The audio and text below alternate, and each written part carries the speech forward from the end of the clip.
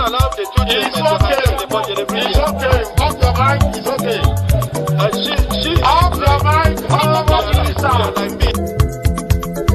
Chai! Now wow, people wey suppose talk truth to power don't off mic.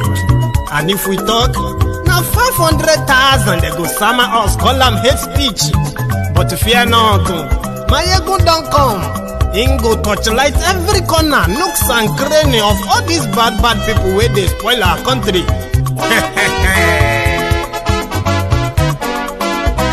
So my people make we laugh, oh, yo, yo. My ego don't come, oh, yo, yo. My people make we shout, oh, yo, yo. My ego don't come, oh, yo, yo. My ego don't come, man of the masses, oh, yo, yo. My ego don't come, oh, yo, yo. My ego diary politico, oh, yo, yo. My ego don't come, oh, yo, yo. This one not the off in mind, oh, yo, yo. My ego don't come, oh, yo, yo. And in the touchlight every corner, oh, yo, yo. My ego don't come, oh, yo, yo. Okay, some people be they holla say they want the power. Chai, them be promise us say we go get light and power. Them hustle sote they can't get the power. But now they know they do anything with the power. Every day, dollar just they get the higher power over naira. Still them talk say make we off mind. But thank God say my ego don't come. So my people make you laugh, oh, yo, yo. My ego don't come, oh, yo, yo. My people make we shout, oh, yo, yo. My ego don't come, oh, yo, yo. My ego don't come, man of the masses, oh, yo, yo. My ego don't come, oh, yo, yo. My ego diary politico, oh, yo, yo. My ego don't come, oh, yo, yo. This one not they off in mind, oh, yo, yo. My ego don't come, oh, yo, yo. Person where they do evil, no one make person talk. Them say that my yegun, that man too they talk. He too they talk. Say my yegun diary, he they hot like pepper. But every day then they take money in bulk. Woman picking, they the street they hawk. Still them talk say make we no talk. But thank God say my yegun don't come. So my people make you laugh, oh yo yo. My yegun don't come, oh yo yo. My people make you shout, oh yo yo. My yegun don't come, oh.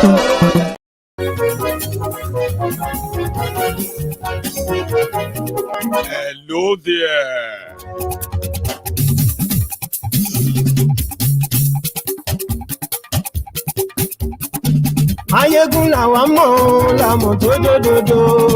Good morning to you, good afternoon to you, and good evening to you from wherever you are watching from. This is Mayegun Live.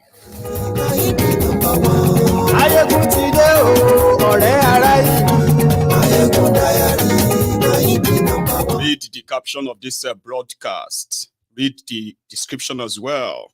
Share the broadcast. Like the video. Subscribe if you haven't. Then sit back, relax, and be part of this tonight.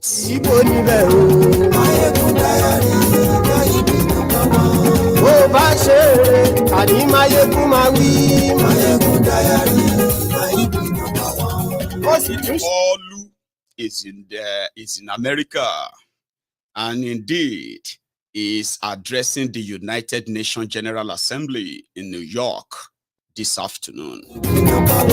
Godfather is in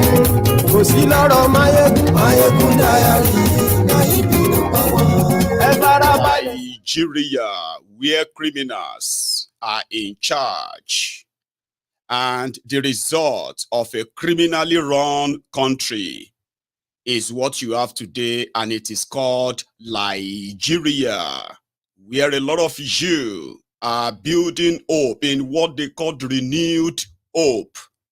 Hope on what? Renewed shaggy. Yeah? Share the broadcast. Share it.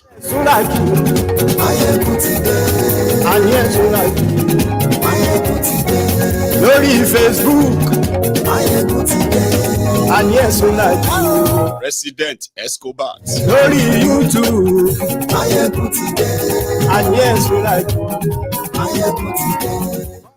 the chief of staff is now the thief of staff.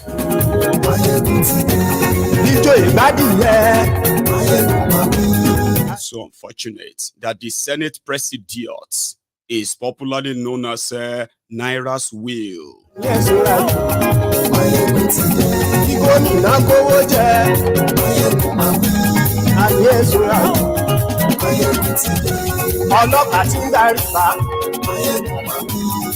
if Facebook won't let you see this broadcast, I'm going to stop it at a point. Go and join us on YouTube. It's easier there. You can even be able to comment on Facebook. They won't let you comment. They won't let you like. They won't let you share. You are lucky that you even see the live. Come to YouTube and there they happen.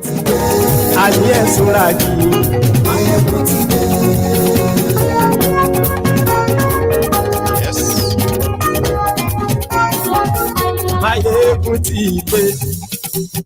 Motideo, Soekuleo.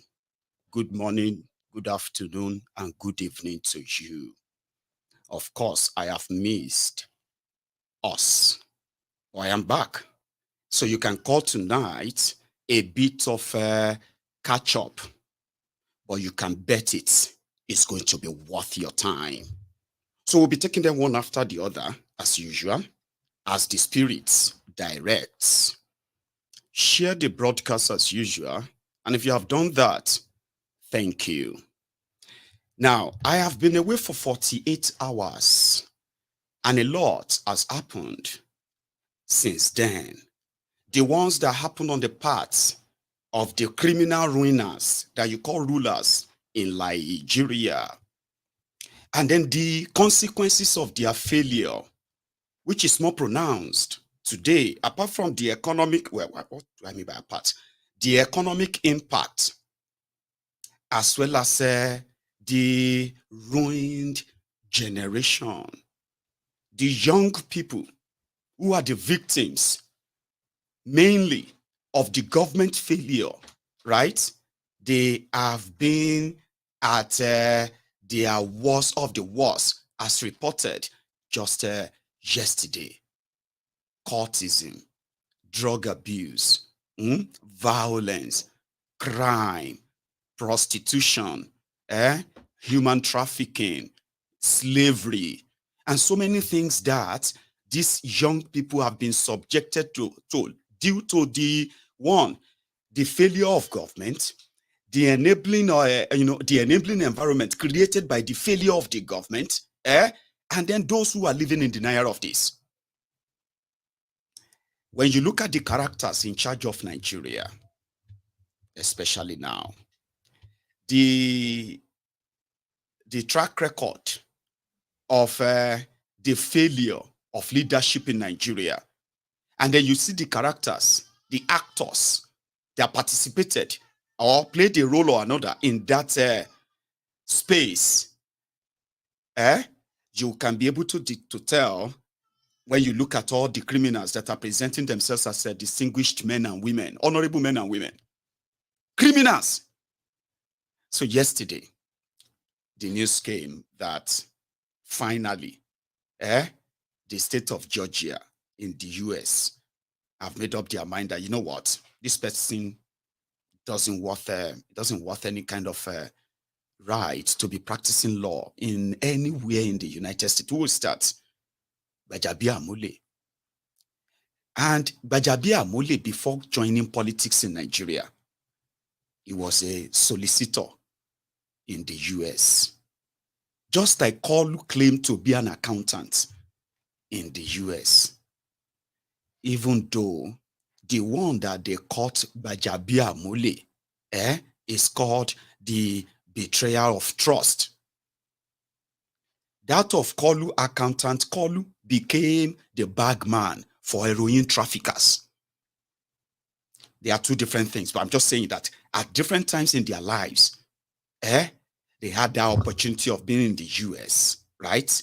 And indeed excel in their own kind of choosing a discipline. But GBAJABIAMILA, who happened to be a solicitor and at the same time a sort of a confidant for some of his clients who leave their properties in the scare. Do you understand when some Nigerians will tell you, I am working in this so kind of business, job, and I have the portfolio of over $1 billion. The money is not his money. It is the money put in his scare by other people for him to either manage or just watch. Do you understand? GBAJABIAMILA falls under this category. But guess how much GBAJABIAMILA stole from his own client? I don't know how horrible you will be, right? To take somebody's money that was deliberately put in your care and abscond. That is, run away. When you know that you have a job, a career that you toil and work or sweat for all your life, that you value. So in my own book, this is more or less like the 25 or 24,000 US dollars that GBAJABIAMILA stole from his own client and ran to Nigeria was the value of his entire career in America. And the moment he got the money, it was like a payout for him. He left for Nigeria. You know what he did when he got to Nigeria? He joined politics. There are so many criminal Nigerians right now all over the world doing horrible, horrible things, but they have not been caught. They may never be caught. But so many of them, they are eyeing the political offices in Nigeria to go and be governors, to go and be, because they know if there's a place where their criminal or criminality is going to be appreciated, because it's going to be called being smart, is Nigeria. So they are eyeing. Some of them are watching me right now. Some of you are watching me now. I'm not a moral judge. I'm not a moral pastor. I'm not a, what do you call it? I'm not a moral crusader, like, somebody who is looking for. I'm just saying, if you don't live in denial, if you agree with me, it's okay. What I'm saying to agree is that if there's a place whereby you will be crooked, a criminal, even outside Nigeria, even within Nigeria or outside Nigeria, if there's a place where your criminality won't really be an issue at all, if you go into public office, when you go to public office, you are actually putting yourself out there for everybody. Sure, that's what public office is all about. There's nothing like my enemy is after me. No. You see, in their media in Nigeria right now, they are not talking about Mayegu. They are not talking about me, talking about my family, talking about the jobs, talking about things I've probably forgotten myself. Simply because there is no poster of mine anywhere in Nigeria seeking political office. So if I have any dark past that I know that they can remain dark past, and just live my life quietly, I won't go into public office. Not in this country. But it doesn't matter whether you are a drug dealer, money launderer, human trafficker, even a terrorist. There's a place where those things don't really matter. Depends on which cycle you belong to. So a lot of them go straight into politics. Sorry about that. So a lot of them go back into politics. So GBAJABIAMILA stole his own client 25,000 US dollars and ran to Nigeria. The client, they first started looking for him until they involved the authority. When they involved the authority, they wrote him. GBAJABIAMILA replied and said, I didn't steal the money. I will pay it back. Guess what? He paid the money back. Eventually, that is probably about a few years back now. Thinking that would just be it. Right? But he is already violated the ethic of his career in America, where at least as corrupt as America is, wherever they say their rule of law is established, you can barely dispute it too. Do you understand what I mean? Like any jurisprudence or ambiguity that they use for those legal terms, once they are doing an investigation about something, right, and they establish their judicial jurisprudence on it, which means every party has participated and facts have been presented, fictions have been taken out in America, you can't dispute it. Because afterward, the only thing that can clear you of all of that is a presidential pardon. That's how serious their own legal system is in America. GBAJABIAMILA knows that. But does he even need any career to be a lawyer in America anymore? No. Why am I telling you this? I am telling you about character that returned back to Nigeria. Instead of offering his expertise in making that area he has participated in politics, to make it be like that same America he ran away from, he made the Nigeria exactly what he would have preferred in America he didn't get, which is legalizing corruption and bad behavior. He has track record of that. So, when he became a lawmaker, a stooge to Pablo Escobar's call, he became a speaker. That was the moment. The scandal of bribery, the scandal of what have you, yeah? And it got so complicated, right? When you would have expect, like, say, executive, legislature, judiciary, 3 arms of government, checks and balances, somebody who lived in America, who practiced law in America, became the speaker of a House of Representatives in Nigeria. But rather than give you that same expertise, perfect your democracy, they just joined in the entire bandwagon because he can't change. He was entrusted with 25,000 US dollars. See, he stole it. Now you are entrusting him with the country of over 500 billion dollars, and you expect him not to dip his finger where everybody is doing the same. He's an expert. That's the career. That's why I said that a lot of you who always pray that let us just pray for them. You don't pray for criminals. You jail criminals. But in Nigeria, they make them presidents, governors. I'll give you one example. When these guys stole money in Nigeria, it was a godfather with a capital G. Do you know what I mean? James Sibori. He was the godfather of godfathers, simply because of the kind of resources he had access to at the time. Then he came down to the UK, where the corruption, the stench of that corruption from Nigeria was so huge that at the moment Obasanjo dropped his pass, it was convenient at the time to nail him. When he got back to Nigeria, he remained a godfather after serving his jail time here. Okay? The likes of GBAJABIAMILA, Tinubu, they never stayed in the US to be arrested and snapped, like, mugshot them. And with that is the only grace, the only grace they've managed to weather the corrupt political system of Nigeria. Where is the charges? Where is my mugshot? But whether mugshot or no mugshot, it doesn't matter in Nigeria.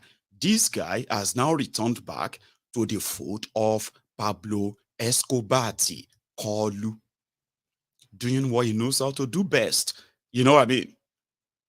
But if you think, if you think no mugshot is why they are escaping it, then you don't know Nigeria. The current governor of Ogun State, Dubious Dapo, that one has his own mugshot too. In 1987, he was a credit card fraudster. So he was arrested. They mugshotted him and all of that. Yeah? In Miami, in the US. He is the governor of Ogun State today. They will tell you, is he the first person? Is he the first person that will be caught? Does that mean that we should now go and remove him as governor? Why did you even let him get to a position where he's going to be able to run for office in the first place if the system is not what we say it is? How did he manage to get closer to being able to even run for office? It's because the system allowed it. How did GBAJABIAMILA, how did their own security agents in Nigeria, who always do the background check on them, how did they ignore all of this? It's because it is Nigeria. The system allowed it. So the criminals have now been able to establish themselves in Nigeria successfully. So the system has now become them.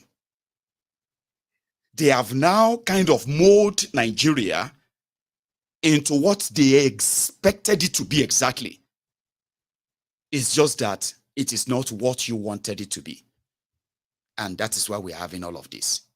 You cannot give criminals, you can't forgive criminals who haven't really served the punishment for their crimes, especially when it comes to economic or financial crimes.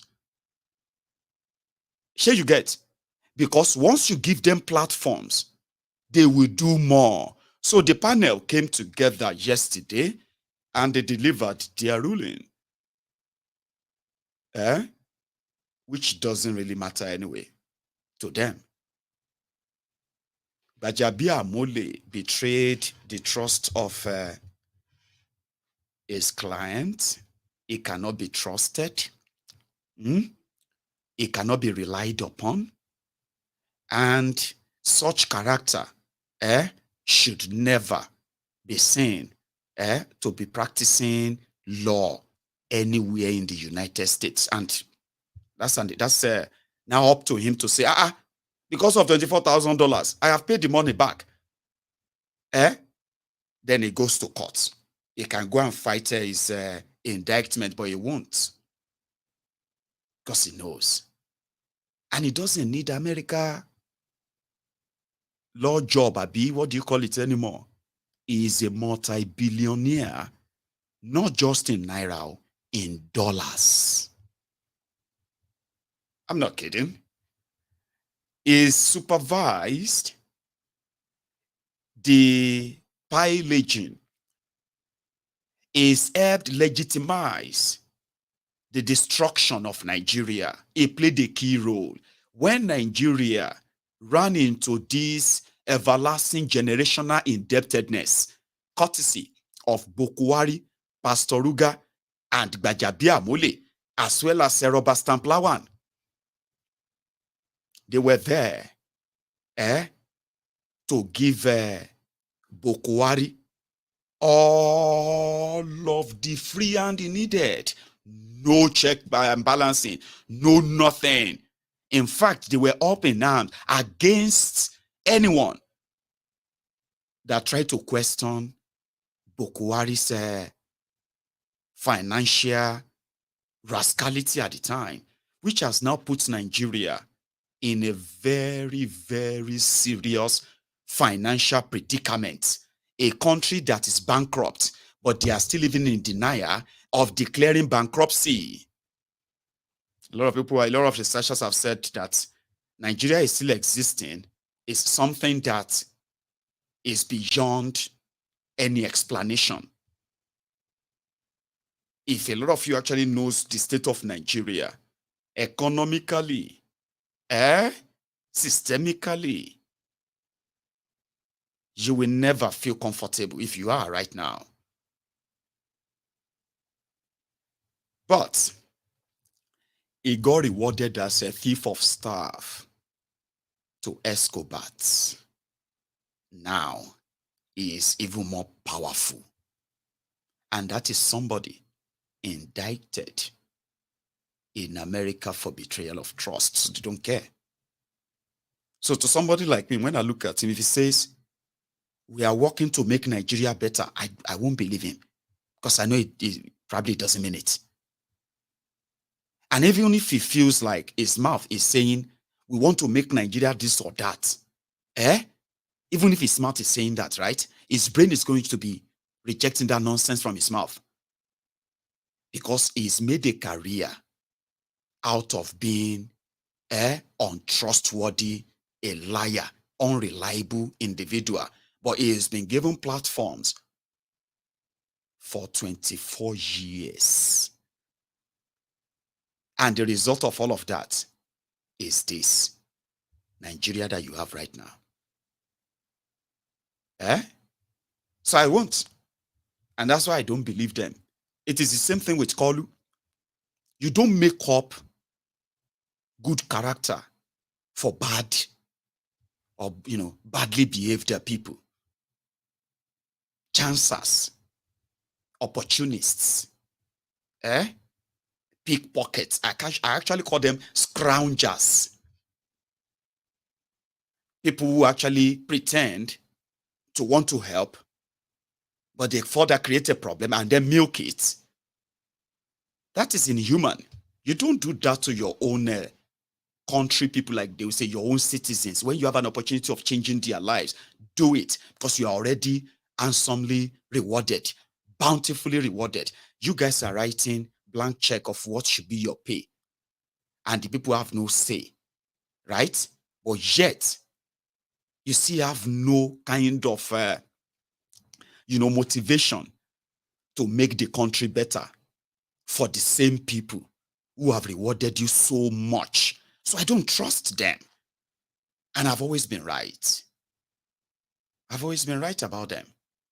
Because I read actions, not words. Currently, Kolu is in the US.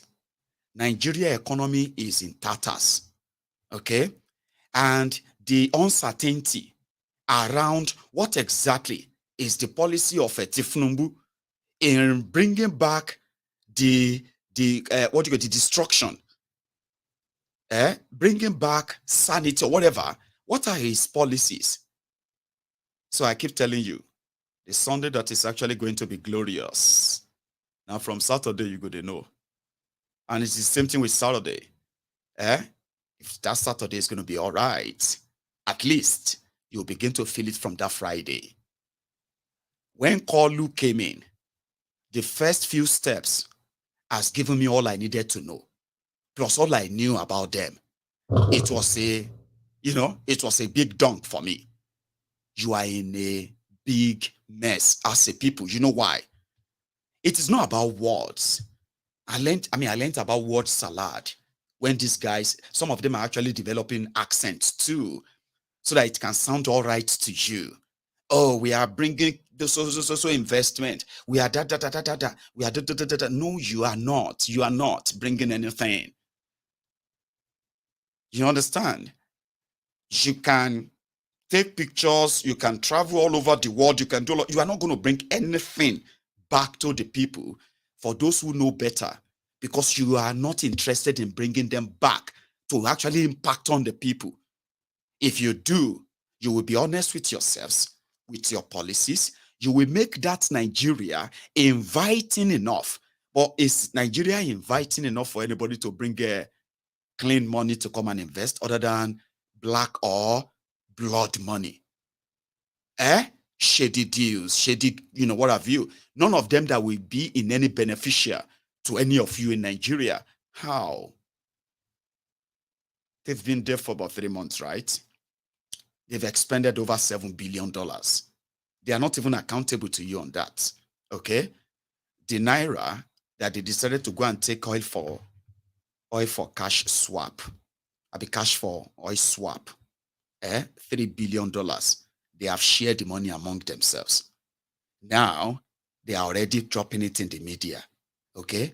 Remember when they took the $3 billion, they said the $3 billion was going to help them stabilize the Naira that was crashing and crashing and crashing, was almost 1,000 Naira to $1, right? That's why they took the money. Okay? But I told you they took the money because the marketers in Nigeria were saying the reason why the petrol, a liter of petroleum is going to go for 1,200 Naira per liter very soon, was because the Naira instability is making it difficult for them to bring finished product to Nigeria. Abi? So they secretly went on to Afrexim to take $3 billion and they put that in the central bank so that the oil marketers can go and take cheap exchange rate, cheap dollars, for some months. Now, this was less than a month ago. It's not like it's forever, just less than a month ago. And I told you, when they finish all that money, because they will finish it among themselves, where are they going to see more dollars? Because they are still lying to you. Okay, where would they see more dollars to give to those marketers so that the price of gas, the price of diesel, the price of all these things can kind of still stay normal? Abi, and dollar and naira will not go to 1,500 naira to $1. Abi, now they are already dropping it in the media, small. Your cooking gas that crashed in August, cooking gas from 12,000 naira crashed down to 7,000, 6,000. Some of you were celebrating that last month, Abi, because of the promised $3 billion. It be like say the $3 billion don't finish you.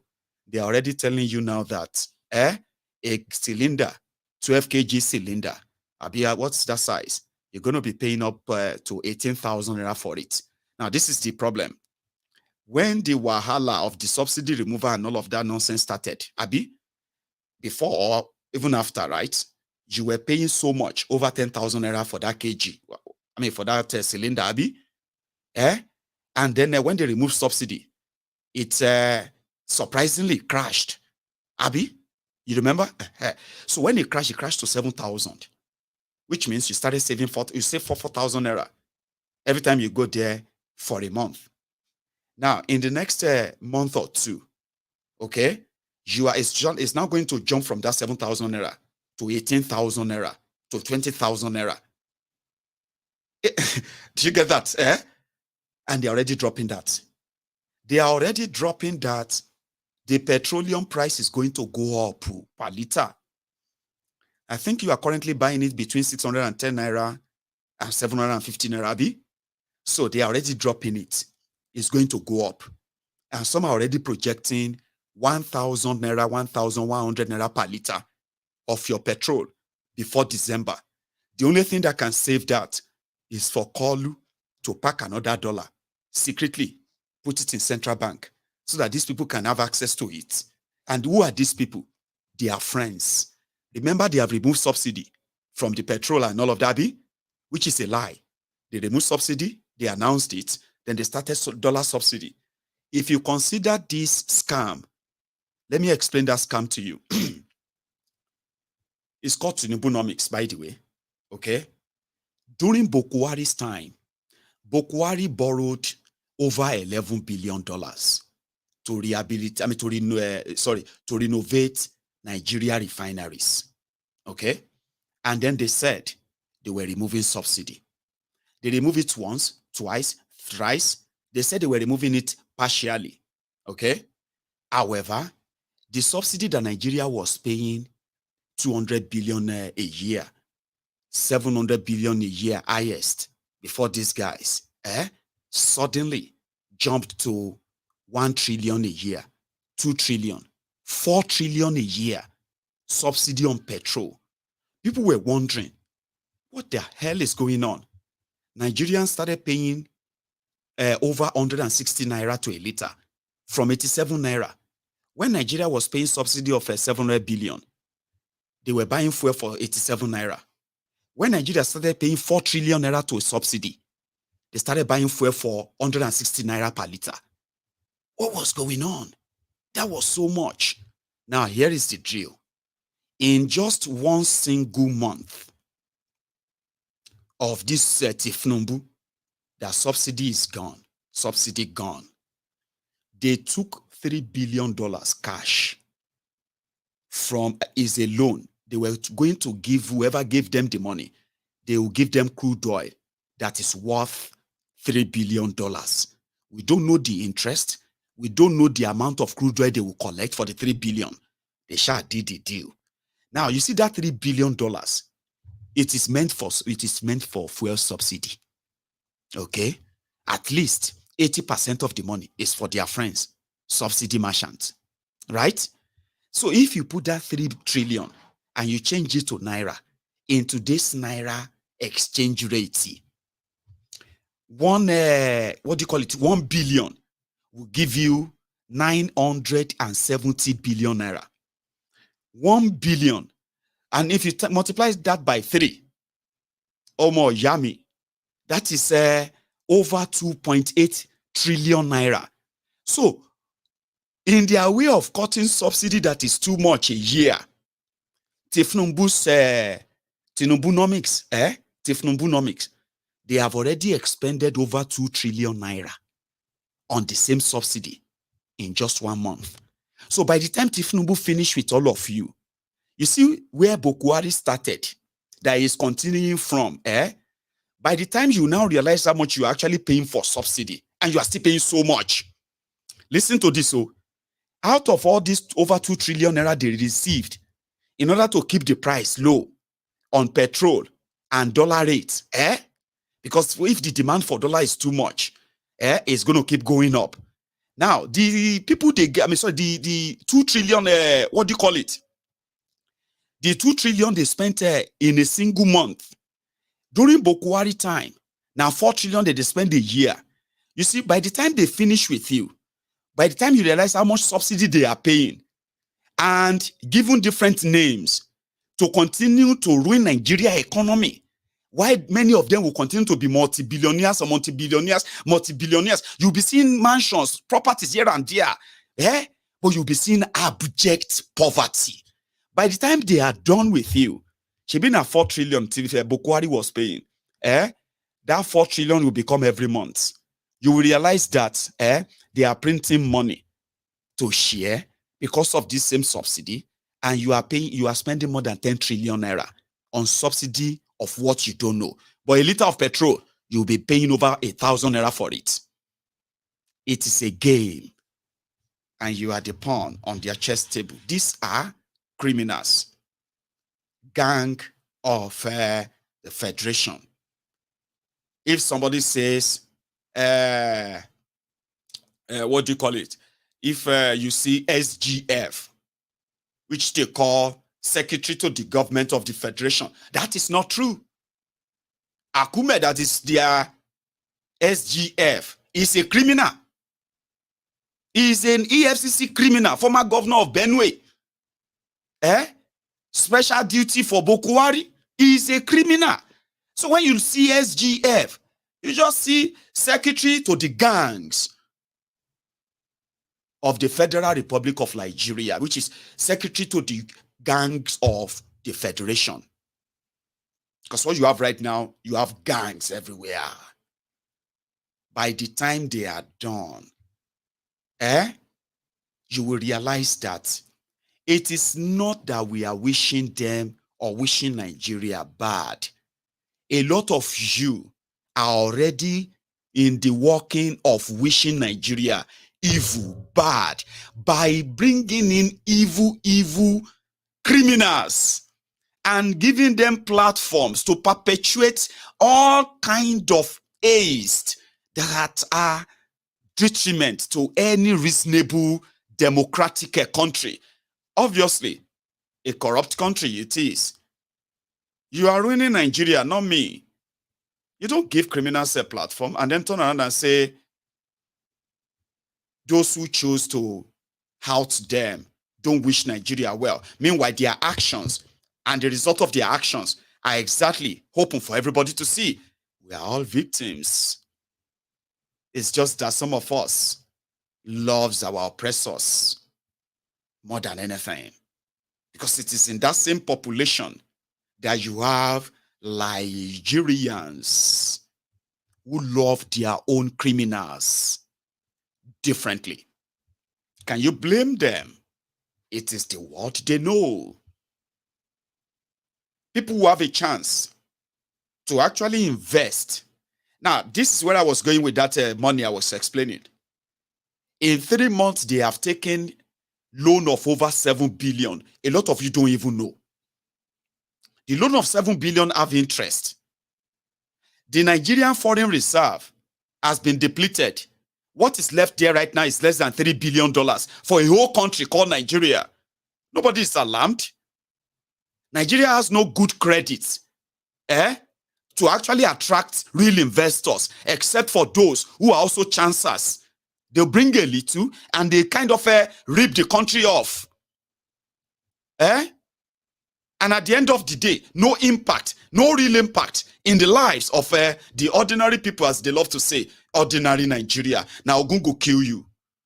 Do you know a lot of people have accepted that? Criminals as distinguished men and women. Me, I am ordinary Nigerian because I am just ordinary. So degrading. They've ruined Nigeria credit.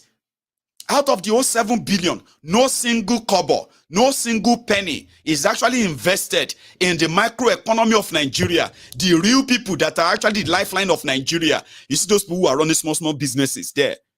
Small businesses and services. In their large number, they are the lifeline. They are the blood that is that should be running the economy of Nigeria. They are not investing in them. They are investing in themselves. Sharing the money. Buying themselves cars, taking extra codes in dollars, organizing seminars for themselves, trips here and there, everywhere, telling you that they were going there to go and learn on how to make Nigeria better. But they all go out there, and when they go back to Nigeria, they make Nigeria worse. Then they lie to you. They lie to you because they are criminals. You want them to do right. You trust them. They are people you shouldn't trust. They cannot be trusted. They have proved that to you again and again and again. They cannot be trusted. But a lot of you love to listen to them because of their words. But you are not looking at their actions.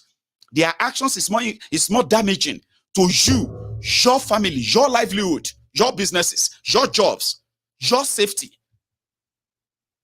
Nigeria is not safe. There's crime everywhere. It's so pronounced. Social media is keeping all of that right there at the front burner. But the government is not facing it.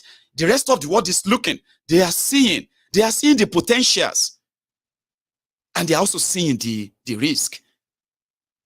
Now, for every investor, it always comes with risk. But with Nigeria, there's absolute no saving grace. No resting, no hard shoulder to rest on. So if you have clean money, you won't take it to Nigeria. It is what it is. Because the criminals, they don't really have the political will to doing the right thing. Now they force them. You expect them to. They don't have it. They have made their names. They have made their money. They have made whatever they think they have, the career, through crime or criminality that they've managed to escape, because Nigeria will keep them protected. And that is the reality. That is something that a lot of people would love to live in denial of. You don't wish criminals to do the right thing. Okay? What you should do is never to give them the platform. But you have former heroin bagman Tinubu as president. Okay? And then you have all these bloody criminals who are also there. And then you are expecting them. Abba. They say will be Mumu. You go think it's not you. Now that we have heard about the indictment, let's go to Akuri Ngalielie. Akuri Ngalielie worked with Bokwari, but at the time, he was only hired as a Twitter special advisor to Bokwari on Twitter. Here you get. So if you see anybody where they criticize Bokwari, it will be there. And it was regular as a former Channels television newscaster. Akuri Ngalielie. Now, Akuri Ngalielie, who went with Tinubu to, what do you call it? To UAE, United Arab Emirates. It's a huge, what do you call it? Bilateral advantage, okay, between the UAE and Nigeria. as at 1992, United Arab Emirates was like Nigeria, if not worse. But they kind of got themselves back once they discovered oil in that large quantity. The oil became blessing to them. So they set standard. So cut the long story short, a bilateral disagreement where Boko Haris ruined Nigeria, was struggling to let them take out some of these people who are investing in Nigeria, who invested in Nigeria, including their own airline from the United Arab Emirates, $11 billion. Until you find out, it's not 3 billion, it's not 4 billion, it's not 2 billion. $11 billion was their money in Nigerian bank. After Emefiole and Boko Haram emptied the entire vault, Pangolo and Kolo, inside the central bank of Nigeria, they were scared that if these investors take their money out of Nigeria, Nigeria economy will collapse. It's not going to be a recession, though. It's going to be worse than Venezuela. So they developed a trick. And they said, no, you can't take that money out. What do you mean we can't take our money out? It's part of the agreement. A bilateral agreement. What do you mean? No, you can't take the money out. In fact, we have some questions. We always give you a lot of flights to Nigeria. But you didn't give our own airline enough flight to Dubai, to UAE. We need to figure that out. That's why you make this so much money, Abi. Then you always subject our citizens to all this nonsense test that you are charging them money for. We need to discuss that. First, give us our money first. Then we can talk about all of these things. No, Ashe, maybe they don't steal the money. So it became a bilateral diplomatic problem that they placed a ban on Nigerians. Innocent Nigerians who are like working, living in UAE or going there for holiday, they banned them. Boko Haram didn't say anything, didn't do anything. Until they smuggled Tinubu into UAE to go and smile to camera. Open it here, open it there. And then Akuri Ngalielie just jumped onto the camera. UAE has lifted the visa ban on Nigeria after meeting President Tinubu Jagabandit with immediate effect. That's what? With immediate effect. Then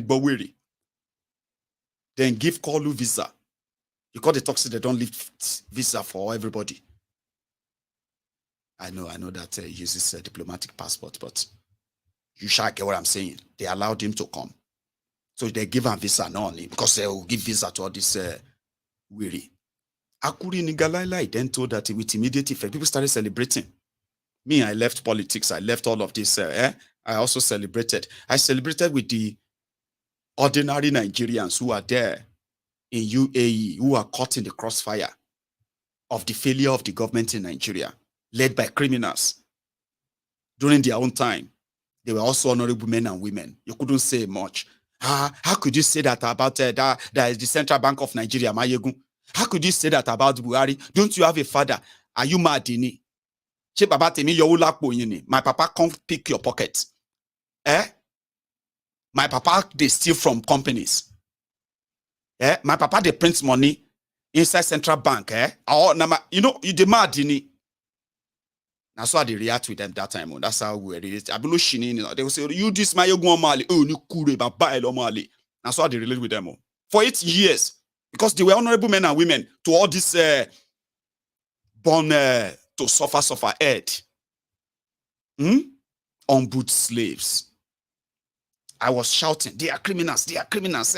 How can you call your papa criminal? My papa no be criminal, you know it. My papa no do anything to hurt anybody there. These ones are criminals. So Kolu went there, right? With immediate effect, with immediate effect, you know, go release the money within your bank. Release the money first before we talk. Now, today, the news has come that there's actually no negotiation, no conversation on this visa ban yet. That is UAE. The way you say the conversation is still ongoing. They don't go anywhere. So it was when I now find out 24 hours later, see they lied to us. I came back, I was Olori Buruku APC.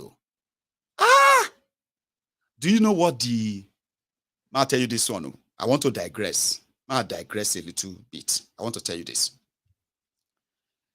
When the news broke that they have lifted the visa ban, I was like, oh, good news to all of you in UAE and all of you who were like, had to be forced back to Nigeria because of all of this and all that, or something like that. Congrats. And I said, thanks, Kalu. Then you see this Lagos Abobaku, the Agbadorians. You know what they did? They just jumped on it. Some were like, Mayegun. So you can actually thank Kalu. I was there reading the comment. Then this Lagos Abobakus, Oshogbu Alimajiris, they started coming. There is still more. All of us that supported Kalu, we know what we supported. He's a man of his word. Anyway, you this Mayegun, you go still see your mouth, You go, they were bragging. They are bragging. Even though some of them, they don't have any business, they are so poor. APC, egbekegbe have made them so poor that they don't get business with any airport except if you want to go and do Babiala there. Sure, you understand?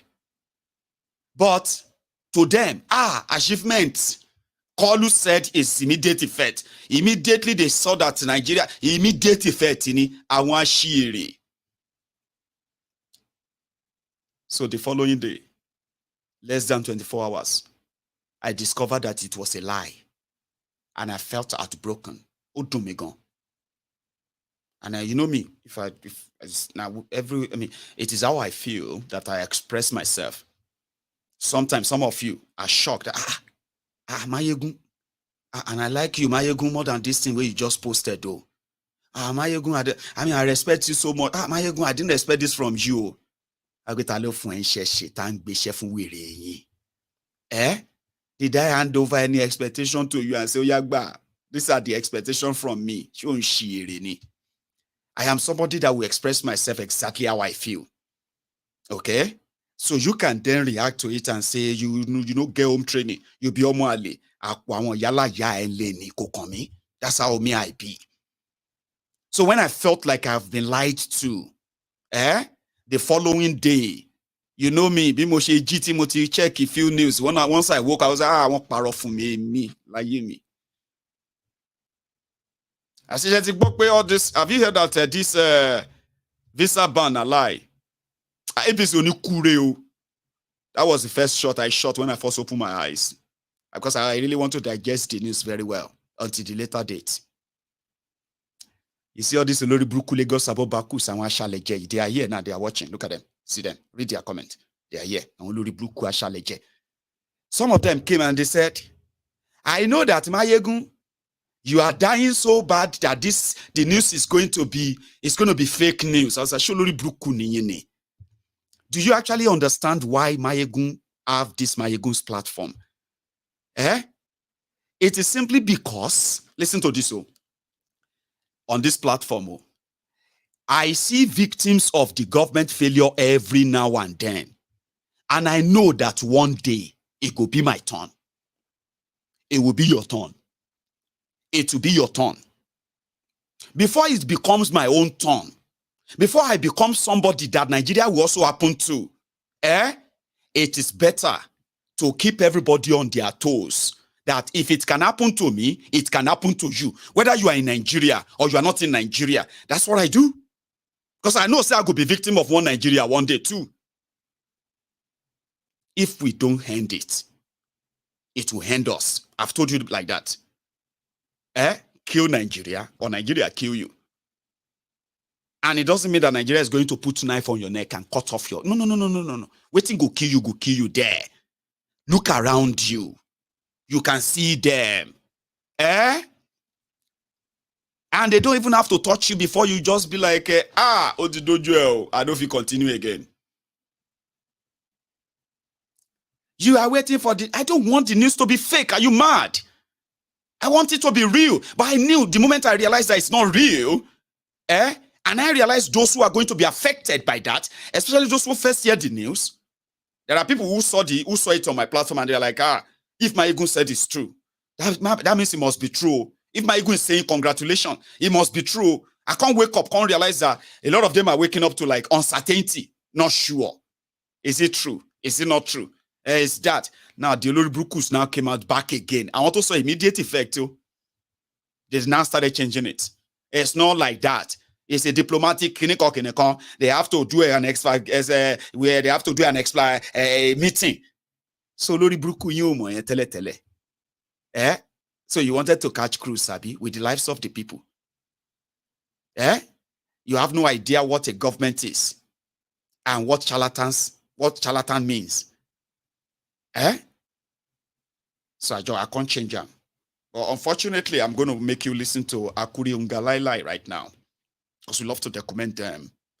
Akuri Ngalielie is the one that is 2 days ago briefing Nigerian press what if Tinubu will do in America. Same thing they told you they were going there to India to do. Same thing they were telling you when Bokwari was blowing up your forex, going all over the world. And what did Bokwari handed over to you? Generational poverty, generational terrorism, and legalized corruption. Now, these days, what you're going to get is that continuation of all of that. In addition, the legalization of crime generally. You will only be arrested for a crime if you don't belong to the gang of the Federation, gang of Lagos, gang of Abuja. Now you have the gang of Lagos. I'll give you an example of gang of Federation. In Lagos, cultists. I'm talking about Okada riders, so school, it's not just about students anymore. Okada riders, taxi driver, Agberu, all of that, they be cultists in Lagos. So when they fight, you will see MC Olu around there. After they have killed themselves, the gang of all those gangs around MC Olu around of Oshodi. It will be the one to say we are already doing peace. We are already doing. What I'm trying to say is that when all these gangs fight themselves in Lagos, even if the police say they have arrested this or that, no. Those who normally settle them are the gang of Lagos leader or leaders, because they have all the political connections to clear those they want to clear and to kill those they want to kill. Something like that. Now, this gang of Lagos, they have now become gang of Nigeria, or the gang of Federation. Now, the GF, gang of Federation, or the GOF, it doesn't matter. I just made that up, okay? Gang of Federation. If you come across them, when they were gang of, Southwest, or gang of Southeast, or gang of whatever, right? But these particular ones, so gang of Lagos, who were like gang of Southwest as well, if you come across them, you know that thing? They said, if you throw an egg at a rock, waiting go break. A rock, an egg. Well, which one will break? The egg. Now, if you hold the egg and you hit it with the rock, what's going to break? It is still the egg. Okay? Now, we are now talking about a criminal enterprise that have become an institution in a political system that has granted them a kind of immunity, except immunity over life. If you do this or you do that, as long as you're not killed, everything else is going to be sorted. Just like that. If you come across them, whether they are trying to extort you as a citizen, if you report to police, now you go, what do you call it? You will be the one to be blamed. Do you understand that? You will be the one to be blamed. If they decided to report you after beating you or extort you or do whatever they want to do to you, you are still the one that their police will arrest. That's the kind of immunity they have, you know. Yeah. This is different from other street gangs. You saw those street gangs and all, they are their affiliates. At the head of it are those who have cemented their place in a crooked, rigged, corrupt system that Nigeria practices. They've gone to Abuja now. They are now the federation. I'll tell you this. Few days ago, the Abuja people started hearing, go, smash the windshield of cars, all of this, you know. What is going on? What's the gain? Now, NURTW, they are fighting. NURTW fighting in Abuja. They don't chase the chairman. No. I've been at the president, Barua. But Barua is also from their side now. Where they know how to get they want to clear way for MC, who is going to be the NURTW national chairman in the coming weeks. Did the police allow that? Or what happened? Which police? I think maybe Barua also felt like Abuja is not Lagos. As the chairman in the city, Barua and the rest of them, they moved straight to the police headquarters to go and report. When they got there, they were arrested for disrupting the peace of the city. MC Olueron and his own gang and the rest of them, they moved straight to the secretariat of NURTW. Right now, now those people where they chase away, now them they face the law right now. I swear. Go and check it. I don't know if they have released Barua or not, but they are the ones they are now charging for disrupting the peace of Abuja.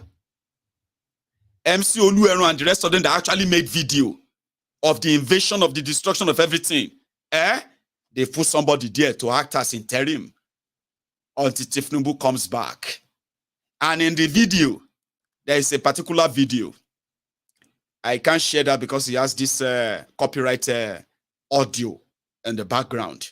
There's a video of MC Olueron and then Wasiu K1.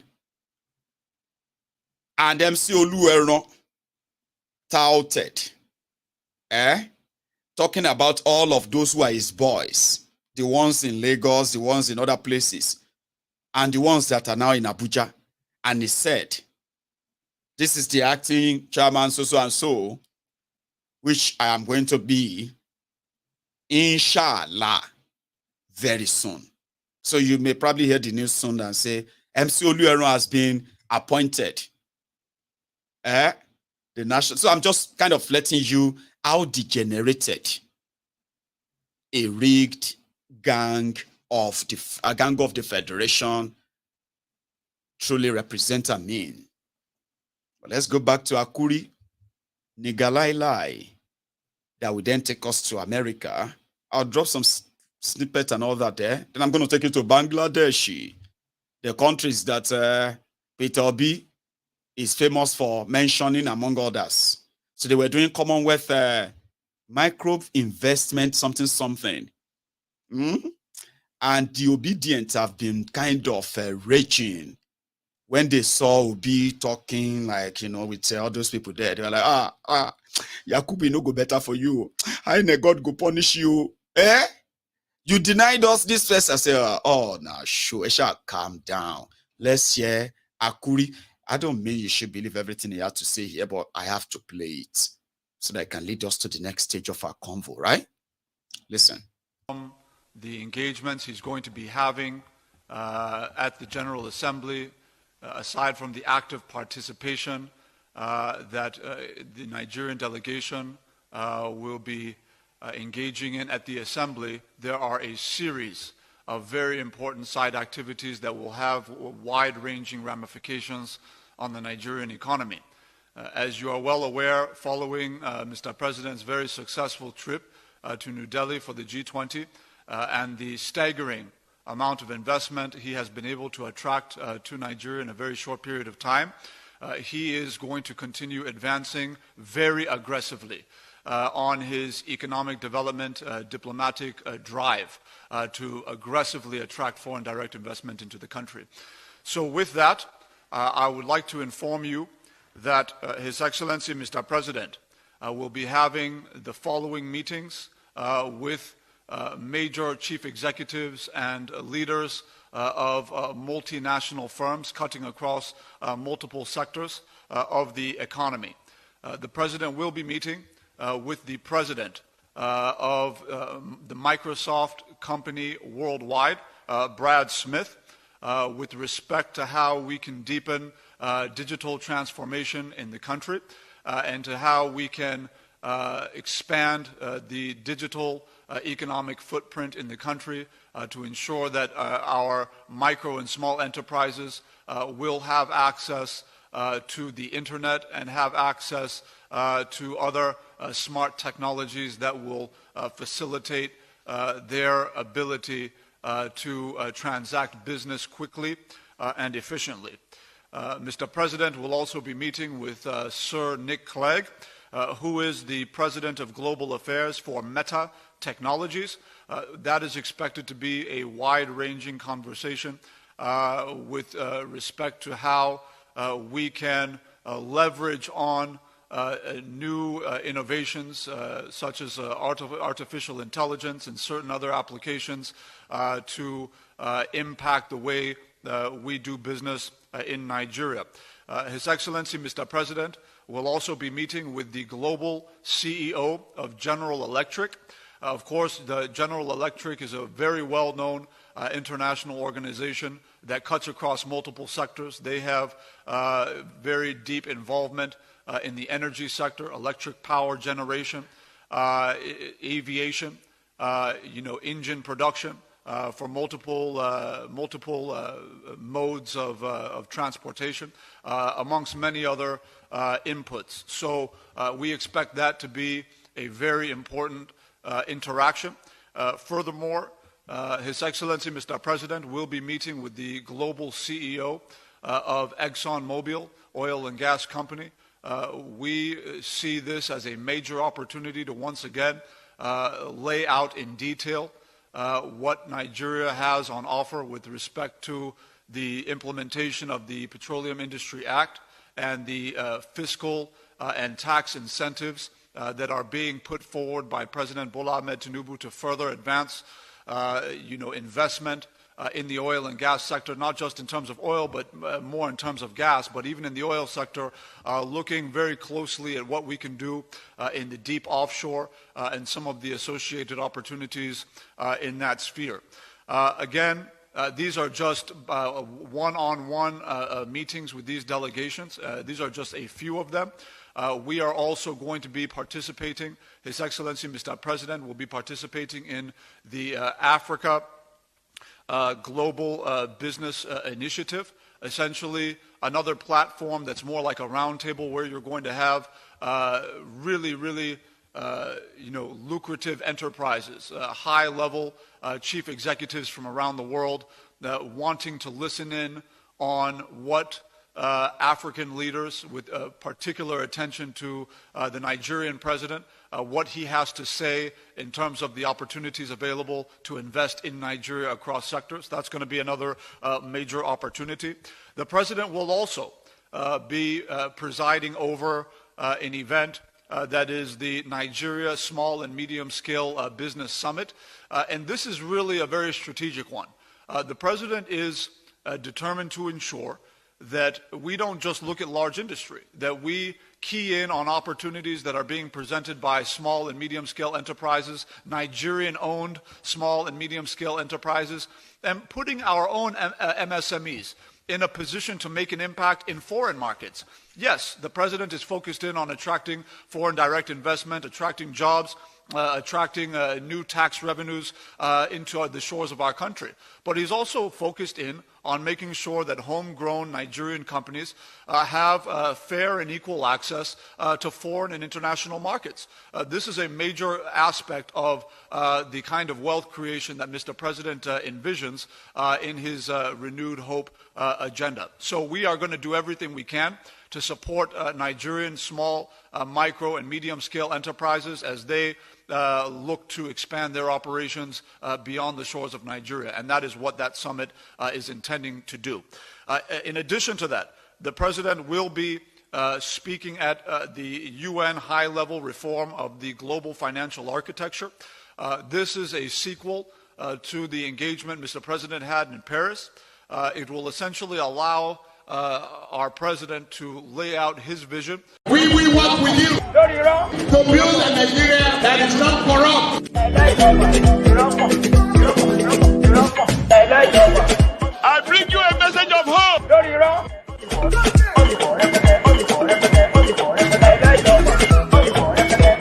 We are going to spend a lot of resources on education.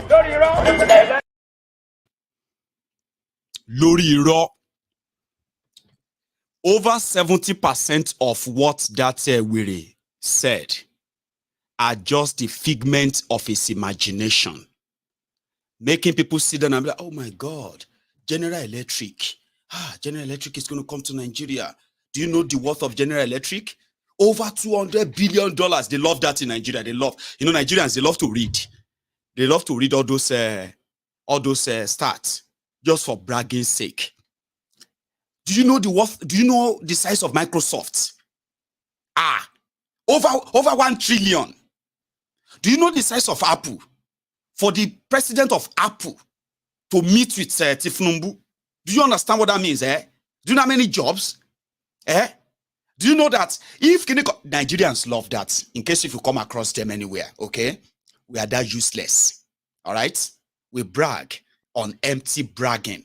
Because the people we brag for, the people we are bragging about, they are criminals. Okay? They are actually doing all of this for what is in it for them, not for the country. Trust me. All right? So when you see Nigerians bragging, do you know the size of General Electric? Do you know the size of a mobile what? Do you know what is gone on Google to read about them? Do you know what John Sack is? Do you know what Teresa Mobile is? I say, who is Teresa Mobile? My brother, you don't know anything. Do you know where Jack Frost is? About who be Jack Frost? You don't know anything. You see? By the time all these people enter where? Enter Nigeristan. Show shire ni. To bá rí nǹkan tó mu, ó jẹ́ lọ jáwọ́. I live here. I'm not saying people won't come. These are chances.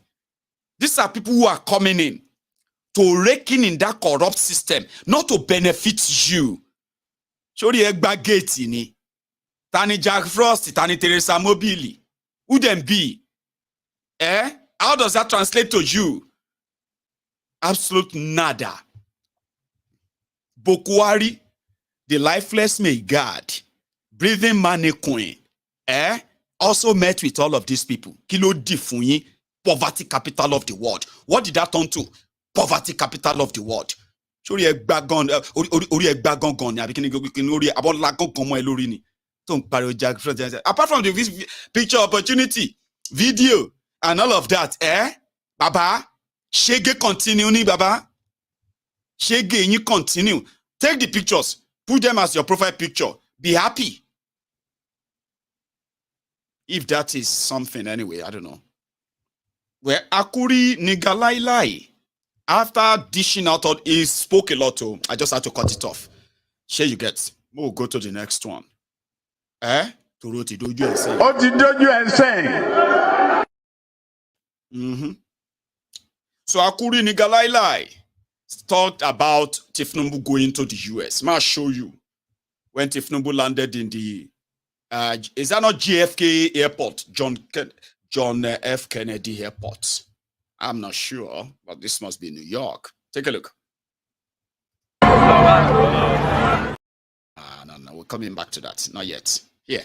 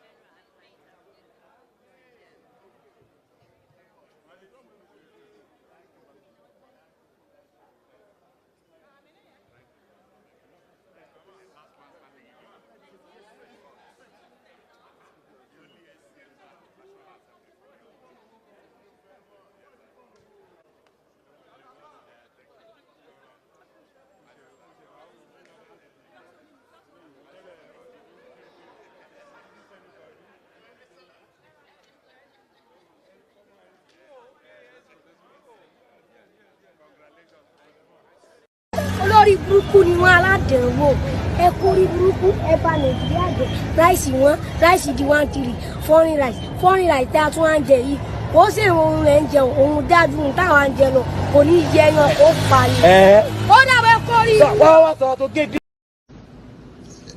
Let the poor breathe. Don't suffocate them. We have that responsibility.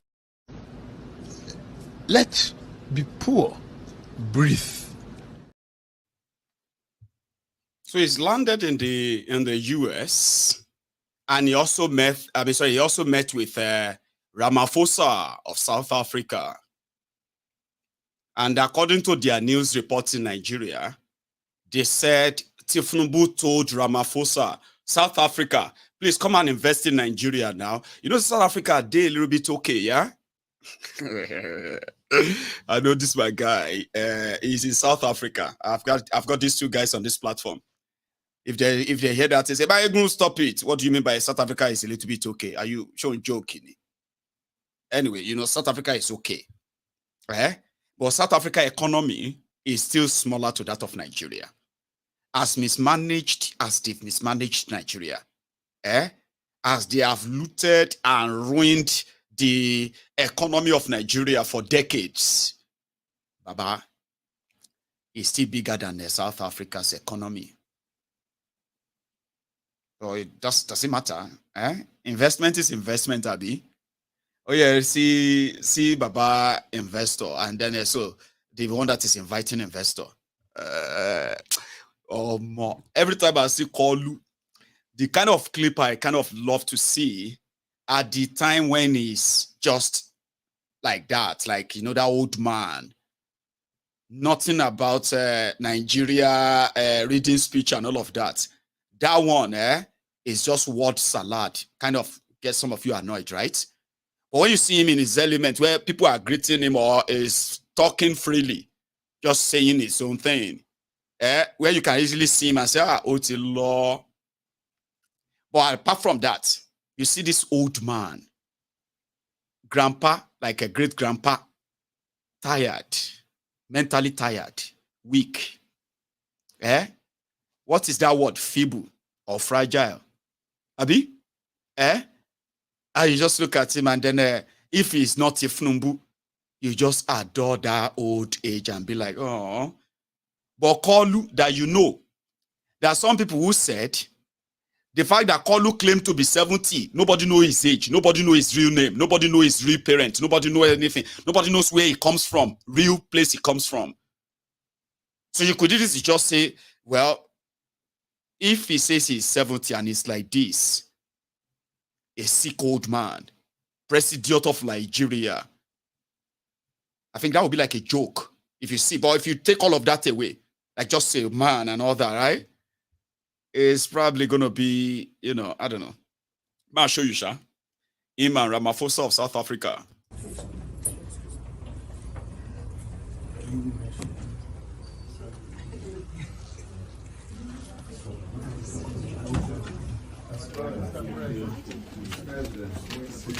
Good to see you. How are you? I'm very well. How are you? I'm fine, thank you. Good to see you indeed. Thank you. Wonderful. Welcome. Thank you. Please, space for the foreign minister. Please. Yes. Yes, sir. Yes. How are you? Okay, how are you? Mr. President is greeting you. This is the foreign minister of South Africa. How are you? Let's just go back. How are you? Yes, I'm good, President. Yes. Minister, how are you? Lovely to meet you. Likewise. Hi. Thank you. Can we move back? Thank you.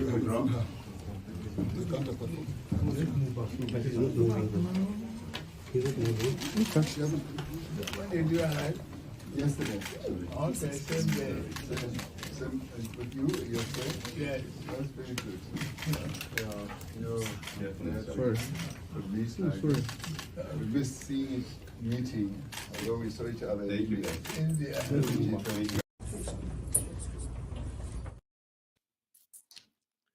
you know. So it's no longer Kalu that is contesting election, okay? Now he's the president. And with the template of Bokwari, that's the only thing I think they've managed to get right, by bringing his medical team with him everywhere he goes and keeping them completely out of sight. Or if it's actually in the US or in this part of the world, the media would have dug them out and all that. But well, that was him. With Ramaphosa, it was just like that. Like, how are you? And we are talking. We're thinking of meeting with you and to see what you know, the Africa. It's all normal. It's called diplomatic stuff.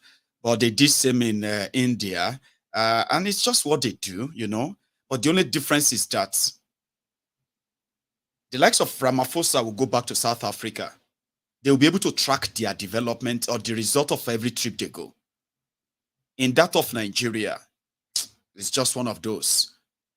But if these people return the visit and go back to Nigeria and they meet them one-on-one, 80% of them will be like, no, we can't operate here. This is... Sure, you get, it is Nigeria, you know, and he will get his own photo op. He will get all of that. And, you know, I'm still waiting for his speech at the United Nations, okay, where that one is prepared. And he's going to talk about, you know, ironically, I mean, kind of surprisingly, right?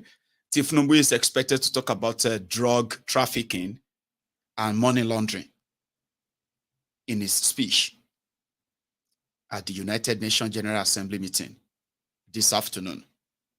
He's going to talk about money laundering, illicit money, and he's also going to talk about illicit drug trafficking.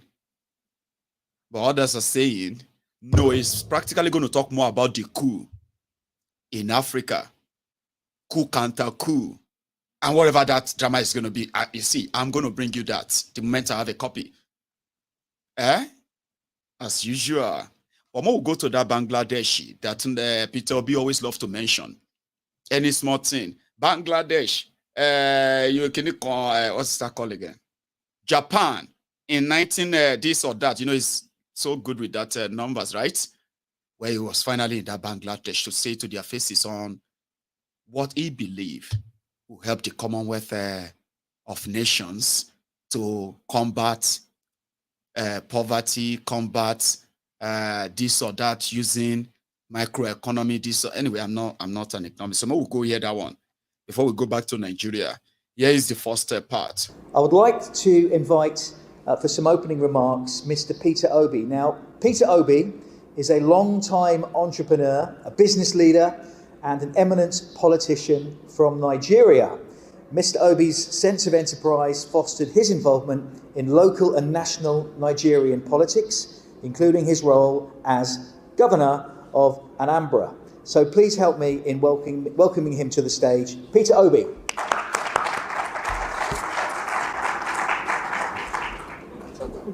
You're going to sit here for your speech, for your words. Well, I thought we were all panelists, but let me start by most sincerely thanking Prime Minister Hassania and the good people of Bangladesh for hosting us, and Lord Moreland and his team for organizing this workshop.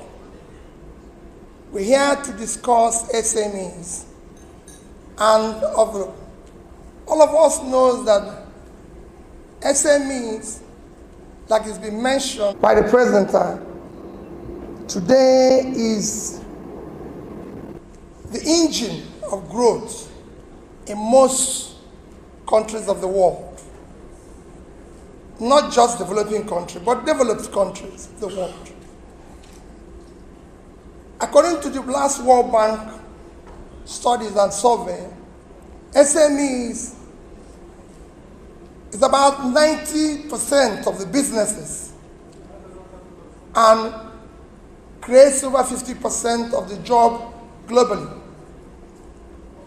In developing and emerging markets like Bangladesh, They contribute about 40% of the GDP.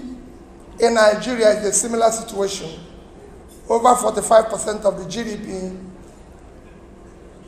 In places like China, they contribute over 60%, creating 7 out of every 10 jobs. In India, it's similar impact. So across the Commonwealth countries, you can say it's creating the same impact. Commonwealth country, as you know today, is the 56th nation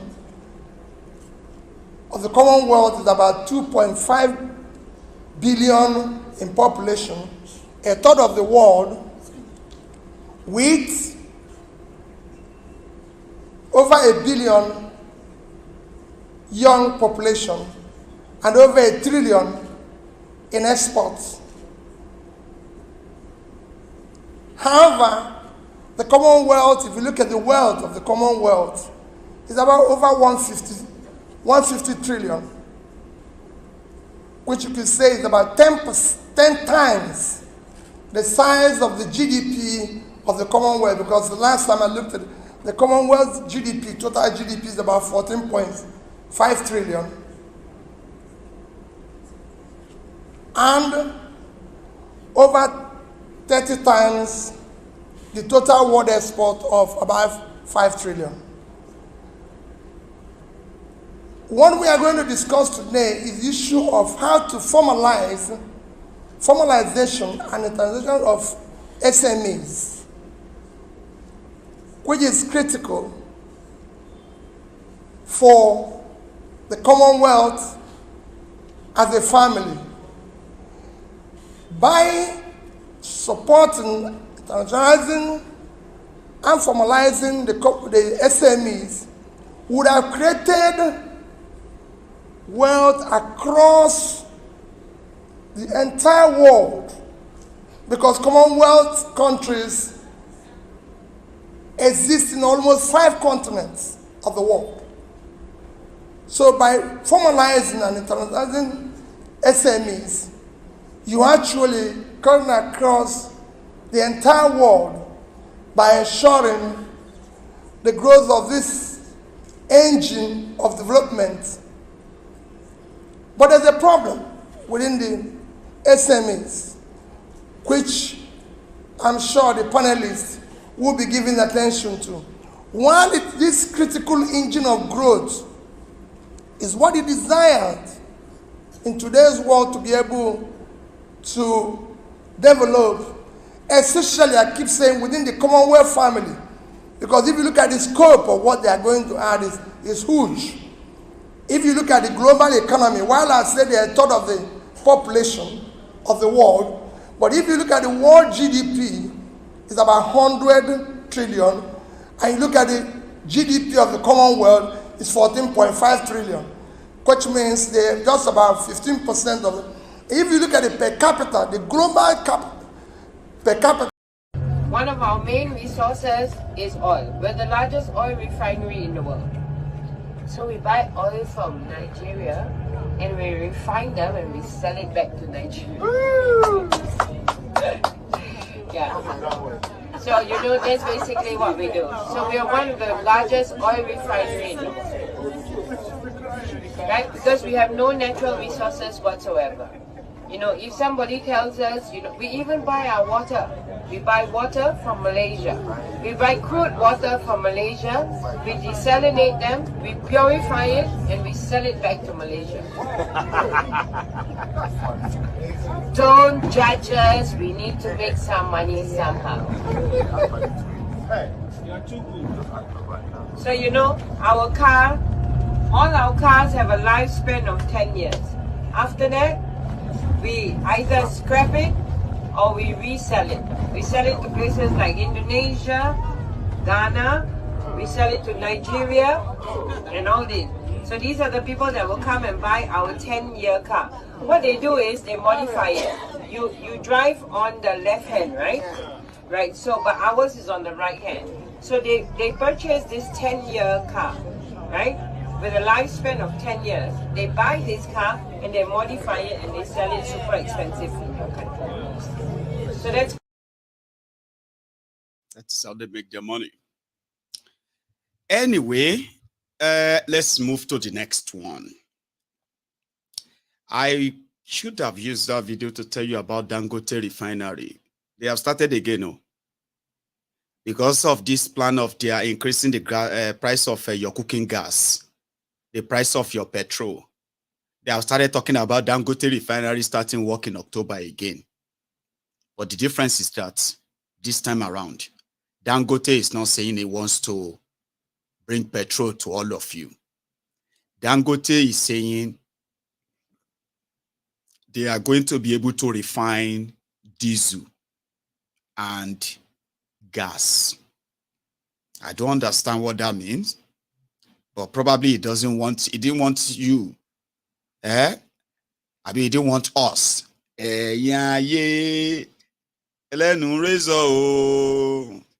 That's what they would say. They would say, they didn't want us. To come back again and say, we not tell you. They can't add extra explanation to it. They said they are going to give them 350,000 barrels every day. So Dangote, it is either there is no refinery starting any work next month, talk less of refining any diesel or gas anywhere. Because inside that same crude oil, they said they are going to allocate to him 350,000 barrels of crude oil every day. So they will give you 350,000 crude oil every day. You can't give them diesel and gas. Kilowatt petrol. What about petrol? They didn't know we are not doing petrol. So you can't get diesel, get gas, control the rest away. You better come clean. Because everything about them is a lie. What they are saying now is that Nigeria has approved 350,000 barrels of crude oil to Dangote Refinery and is going to start production next month. That's on the side. Before they made that announcement, they've already started dropping the hints. Cooking gas, is okay. You better go and buy, cooking gas, Kerry, is not like yam. It no be like rice. Where you feel buy, store them. You go buy bomb, go buy cooking gas and store them for house. I be waiting you go do now. Because from 7,000, I've been at 6,000 naira, it's going to go up to 18,000 naira or more before December. Baba, December is just about 2 months away. Kilo machine, what do you go do now? You go to stockpile cylinder of gas. Or you wait for Dangote. Emma lost stockpile cylinder. Joke apart, you, because some of you, I have seen people. There's people where they carry buckets, carry jerry can, they scoop oil. Tanker with full petrol fell. You say, may everybody pick race. Say, help us. Say, no fire yet. There's no fire. No. I don't want fire. May everybody run from that place where petrol just spilled. In Nigeria, people will be running towards the petrol with their own kegs, jerry can, bath, everything. Housewife, house husband, house children. If you even see pastor, imam, everybody go there. This is hazardous. This is dangerous. That's what Yibo will say. Oh, this whole area has been cordoned off. No, not in Nigeria. You go see policeman. Police go park car. They go park their truck there. Police go carry jerry can. Go carry one small other container. They scoop petrol. So somehow, if you're a politician, you will be like, people go, they blame us now. See people will be see that they wish themselves death sentence anyway. They say we are making life hard for them. Nigerians are dying. Everybody is dying. Everywhere you go is dying. You are blaming us that Nigerians are dying. Nigerians are dying. Who are these ones? Who sentenced them? And the mentality is the same from the north to the south, from the east to the west, from this to that. Even Niger Delta, we see they get their own crude oil.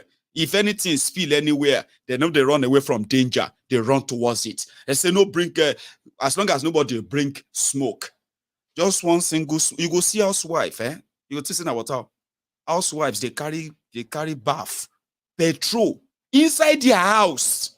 You really Nigeria is a special place. So you go see people, they pour water away from their own drums because they want to store petrol that spilled on the road in their house. So I might lost store cylinder because of saying it's going to be expensive. No go store cylinder for house. So no one single one can bring the whole building down. No. I might lost store cylinder, but it's going to be expensive soon. Petrol is going to be expensive soon. And then a naira to dollar, in yet for 1,000. You go enter and pass them by December. All of these are going to have their own effect on the economy generally. But they are going to be telling you that the greatest and the biggest gold miner in the world is coming to come and start mining the gold in Nigeria. So Nigeria will be prosperous.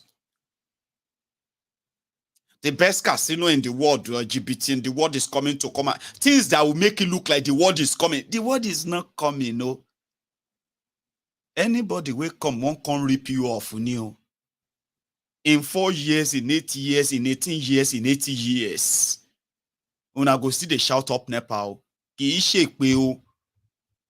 Saturday we go day okay. Now from Friday, we go don't they see the sign. But you can live in denial. Because I don't know when Buddha will sit down and is watching Mayegun's diary right now.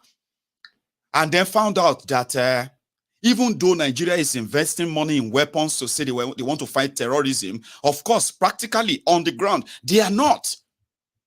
It's so much like a theater, you know, like a theater there. What you don't see where bandit they call military commander. Talk to your boys, you. Terrorists with their guns, Nigerian soldiers with their guns, with their uniform. They are there. The reason why they are there is because of this terrorist. Terrorists can't jam soldier. She been a fight supposed to happen. It wasn't a truce. It wasn't a peace deal. Which one is phone call? If you don't believe me, it's only because you don't understand Hausa. I tell you, I don't learn this Fulani, Fufude, Hausa, all these languages. Now sign language, I take learn now. I'll take you to one place where you will see terrorists and Nigerian army. They negotiate. Now pass, we won't pass. So we just won't pass. So call your boys to order. They are here now, doing somehow. Now pass, we won't pass. So if they do anyhow, they will see anyhow. Now talk to them. Your guy want to talk to me, really? Now, only when we say, police stop you on the road. And then you're like, do you know who I am? Police say, who are you? Come out of the car. They say, okay. Your guy want to talk to you. And then you give the phone. And then you start, yes, sir. Sure, sir. Sure, sir. Yes, sir. Yes, sir. Yeah, sure. Okay, sir. Sir. Yes, sir. Sure, sir. Sorry, your guy. We don't know say now you. Oh, yeah, take your phone. They go. I have never seen where terrorists call the commander of military to warn his boys so that they can pass. I have never seen it. Like Jimmy. But it is Nigeria. Whatever you think you've never seen before, you will see it there. You will be dumbfounded. You will sit down and you'll be wondering, is this actually real? About real, GBAJABIAMILA. I'll show you.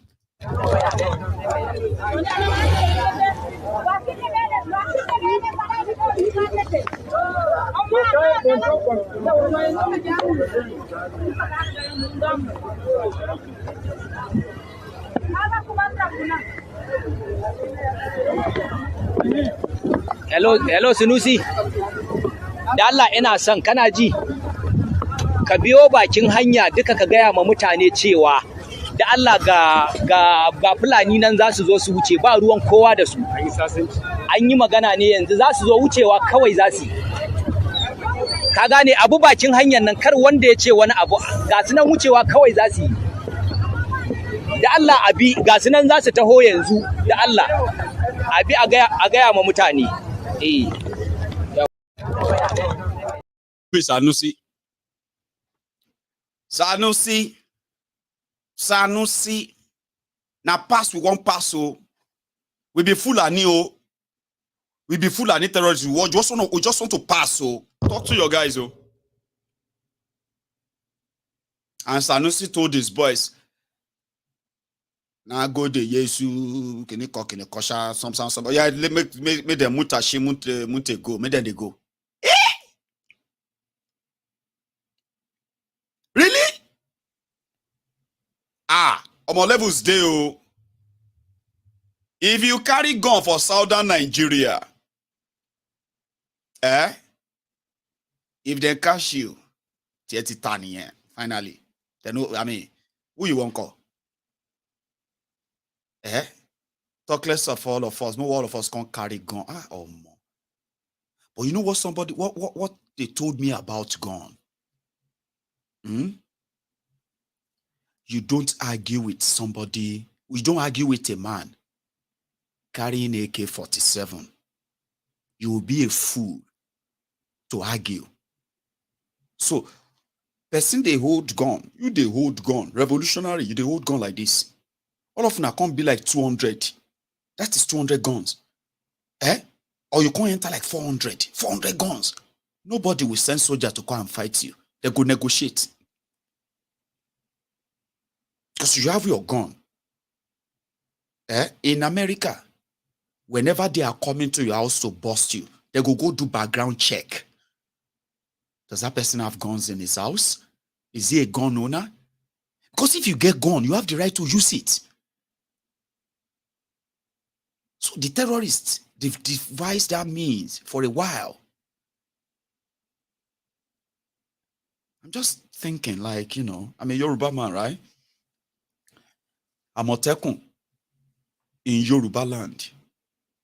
There are soldiers who are ready to go after the terrorists anytime. But Nigeria law says they cannot carry automatic rifles. They cannot carry AK-47. This is a security outfit established by law. Nobody, somebody just slept, woke up and said, oh yeah, I'm starting this. So no, there were processes that were so public. Amotekun to provide, they are supposed to be the forest rangers going after these armed terrorists. The terrorists are carrying AK-47, automatic rifles. And the federal government of Nigeria says, may them give condo to Amotekun. Sharing Kombe. Do you see that now? Inside the same Nigeria, terrorists who have the audacity to see soldiers and not run. Terrorists who have killed thousands of Nigerian soldiers to prove their point. Baba, they will see soldiers, they will run. Then a security outfit from a region that has come under different of their violent attacks too, where our people have been kidnapped, chased away from their farms. The federal government of Nigeria under Issa Malamu. You remember? No, sorry, not Issa Malamu. Abubakar Malamu. Malamu is the former Attorney General of Nigeria. You can say Attorney General if you don't understand Yoruba, but it's Attorney General of Nigeria. Abubakar Malamu said Amotekun cannot carry gun. Now condom then give them. So you go come see all these terrorists, you go come carry kodo and say you be who? Ogundi Jiabi, which one? You can't run. You could go and put condo on the head of a terrorist, Baba. By the time you open your eyes, if you open them, you will be in a different place. And it's not going to be here.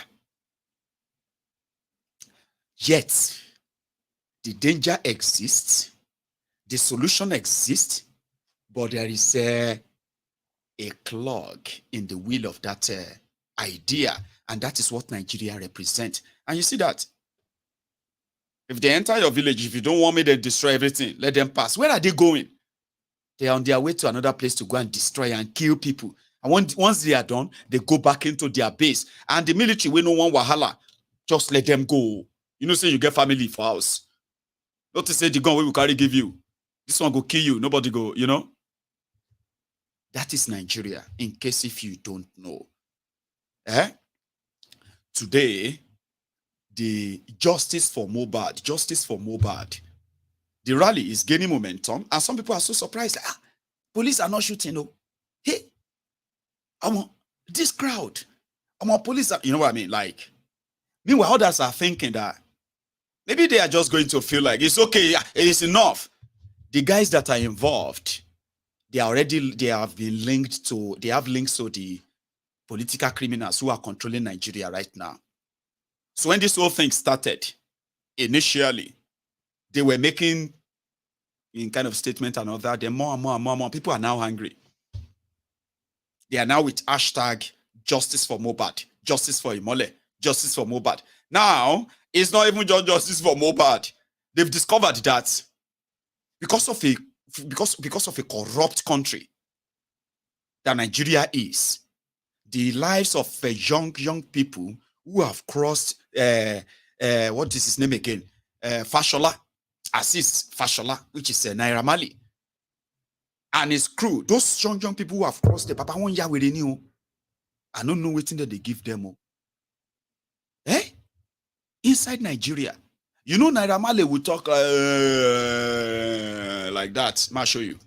Like, people need to start appreciating the effort I put into not being a serial killer. Like, bruv, we appreciate that you are trying not to be a serial killer.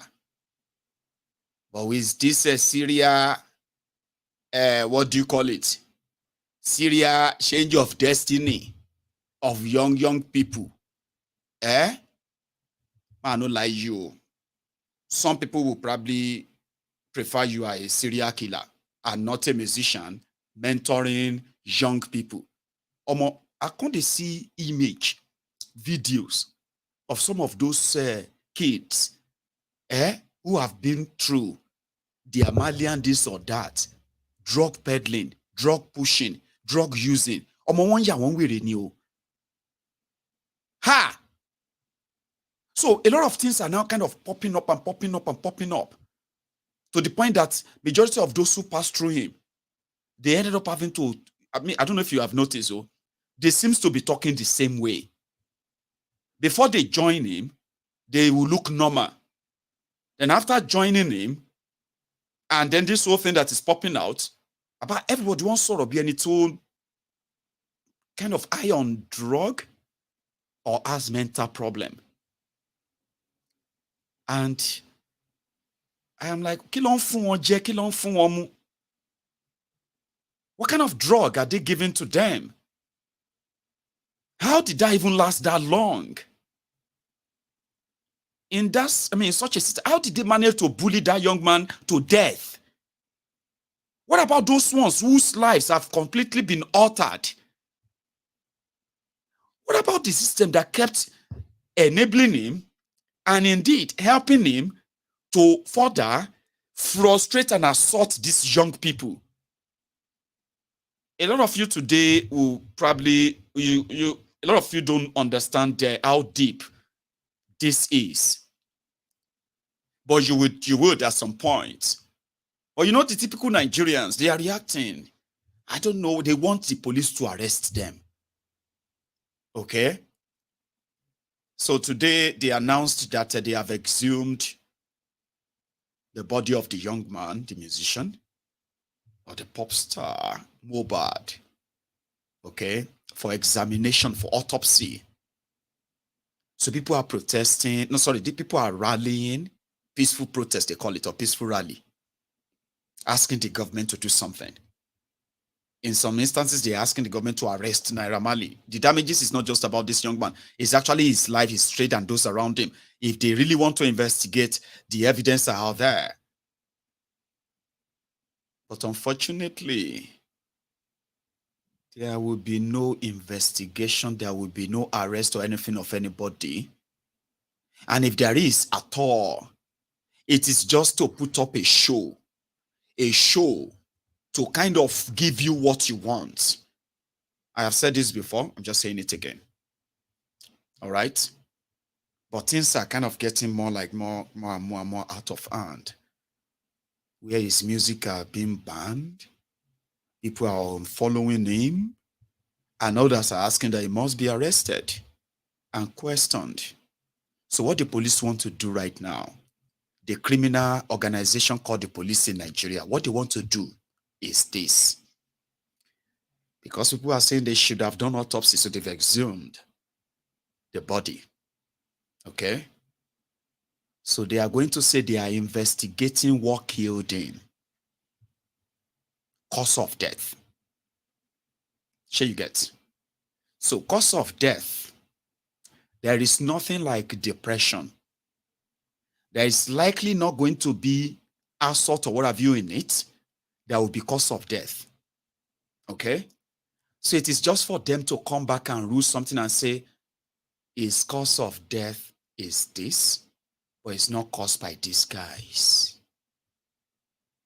So once they say that to you, and a lot of you disagree, it's a lie, so you are going to let him go. Kiniko. That's where some people are now saying, if you don't buy the card, they're going to kind of deal you. If you don't buy it, you see this whole rally may turn to something else right before our very eyes in the coming days. But because it is Nigeria, where it is so corrupt, and cover up things like this are common. And they said, where you will know this, where you will know that there is not going to be any justice anywhere. They will define what that justice is. Okay? When the police was talking about their investigation, they were observing the Elegushis. They were observing Sanwo-Iku. They were observing some people that a lot of you have mentioned that they don't have any relationship with Naira Marley. Now, police, they help Sanwo-Iku to tell the world that Sanwo-Iku has no relationship with Naira Marley or Malian. Therefore, they know that they believe that the trajectory of your demand is going to lead to you asking them to arrest Naira Marley. They are going to show to you that there is no justifiable cause to arresting him. Because even if they say that he's assaulted or what have you, that does not warrant that he killed him. You will disagree with that. And just like a twist, they're going to blame you that a lot of you are protesting because you are obedient. Write this down. Write it down right now. What I'm telling you right now, write it down. Okay? You are demanding for justice. You are organizing peaceful protests. And people are commenting already. It has not started to turn to Igbo versus Yoruba fight yet. But it is going to turn to Igbo versus Yoruba fight yet. A lot of you are going to look back and ask yourselves, but this wasn't how the whole thing started. Now, why is this whole thing now like this? As I am saying this to you, write it down or just write it in your head there. Remember, you heard it here first. Okay? I have seen the crowd. These criminals don't like crowd. The crowd that they are not the ones that are they are not the ones sponsoring. Okay? Any protest, any gathering that is not them sponsoring it, they don't feel comfortable. And the more you continue to call those rallies and all that, they will say you are blackmailing them. You are forcing them to do their job. They won't arrest him. And the more you do rallies, right before your very eyes, DSS will come out and say they have received a report that some people want to hijack your rally. And then they are not going to let that happen. The police will come out and say you must stop all the rallies because some people are coming to hijack it. So if anybody now goes anywhere to say justice for Mohbad, as you are all moving around, you may hear a breaking news. Police don't kill one person. Why? They said the protest is illegal. And before you know it, they will begin to, the Lagos Abobakus, the bigoted criminals who are also like ombud slaves, they will begin to now blame the Igbos. They will say the Igbos are the ones who wanted to burn Yoruba land again. And the whole game will repeat itself. It will become a thing that even Kalu will probably say something. Am I predicting too much? Is my vivid imagination going wild? I am talking about Nigeria. I'm not going too wild. Things can go from 0 to 100 in Nigeria. And the government will move out and begin to kill their citizens. And then you start asking yourselves, how did this whole thing start, self? Where did it start from, self? How can it come, self? And just like that, people will be divided along along the line. Those of you who are Igbos, you will be angry that they are mentioning you. You won't know that they need to drag you into it in order to break the whole thing and break any surprising uprising, because Nigerians, a lot of you are already living with that rage and anger about Nigeria.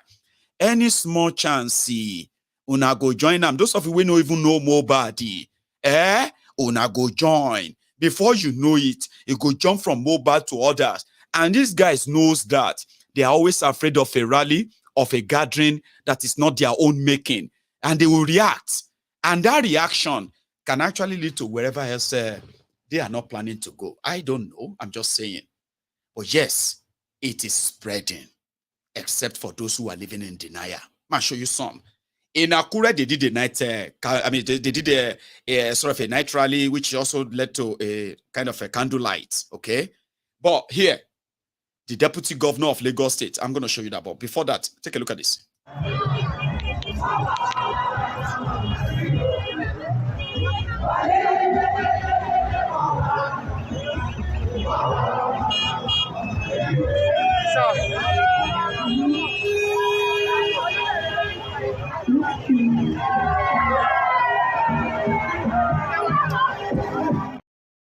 They are still there, peaceful.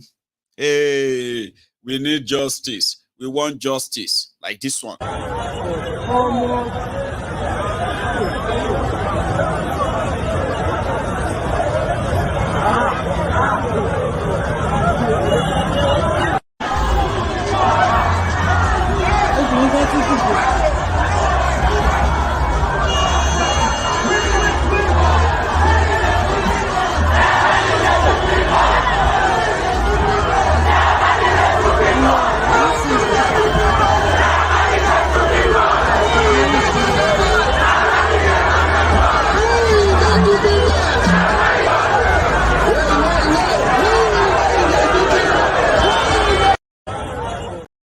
You get that? And like I said, they also had the candlelight.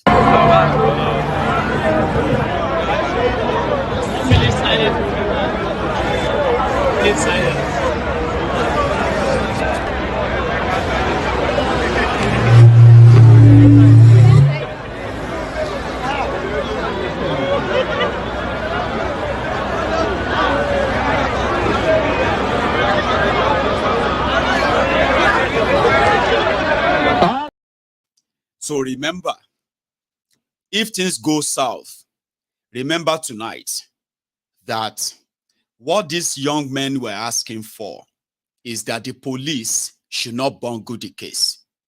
Okay? They should not destroy the case. They should do a real investigation. And in their investigation, they will unravel a lot. They want the perpetrators punished. And the police is going to begin to take it personal soon, because they will feel like you are pressuring them. You are telling them what to do. And as typical Nigerian criminals that they are, what they know how to do best in that situation is to escalate it. And they begin to point fingers. They begin to blame imaginary people are the ones inciting the people not to accept their verdict. And for the record, they will tell you, Shebi, the deputy governor, visited. Shebi Kiniko share this. Shebi Kiniko, all of you are just troublemaker. It's not because of Mobad. If we see you out tomorrow, we'll shoot and kill you. And that will be the beginning of it. I just thought you should know. Here is Sonweku's deputy.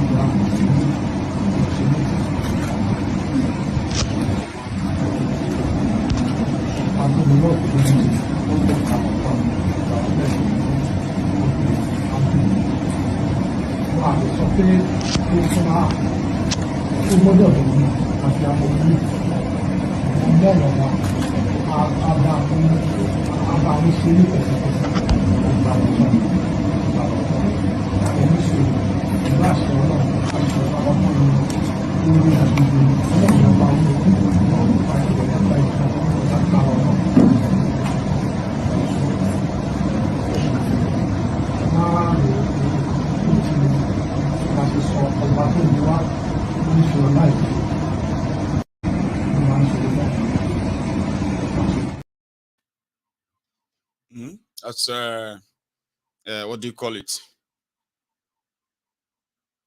Zat, I think that's his name. Sorry, I mean, he was there assuring the mother that they will do everything within their power to bring justice to her son. But the question is, what is justice? What would be justice? What would you consider just for this tragedy? Time will tell. Okay? And just remember, I am always so willing that when I predict these criminals of what they are going to do, I always hope, you know, in my own inner mind that they kind of prove me wrong. Here is the advantage of them proving me wrong. Okay? It simply means they have done the right thing. I am always putting my bet on they will never do the right thing. Even when they pretend to be doing the right thing, they will still do it so wrongly, and they will never take responsibility. So my bet is always on that. And whenever they fail to do something right, people die.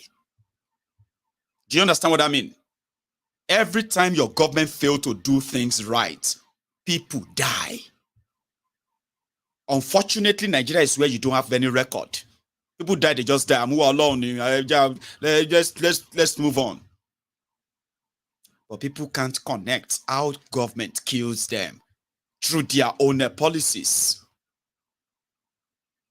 So when I say they won't do right thing, you don't need to feel offended. You should be pushing them to do that right thing, because I know they will do it wrong. They will do wrong thing. They are always there to do the wrong thing because that's exactly the career they have. Or you see, but when they do it right, they save lives. They hardly, barely. I enter Nigeria now. I won't go Ijebu. Or I won't go Ibadan. I won't go Lagos from Ijebu. Passing through Talking, going to Lagos, and I'm driving on this kind of a road.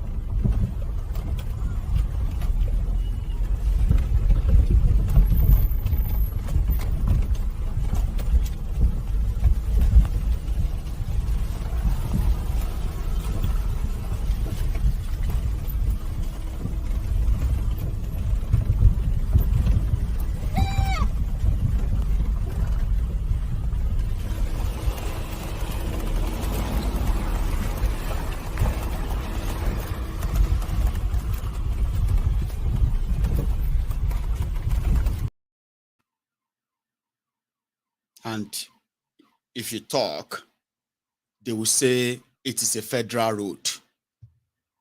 Say Ijebu people, where they live for that axis, are they federal people? Are they? Now, if they do the right thing and that road is fixed, and life is brought back to that axis, people are safe on the road, smooth and then, free. Would that not kind of affect the life and the living of the people in that axis positively? That is what we talk about doing the good thing. 24 years of democracy. And it's from Ijebu to Lagos. See the road.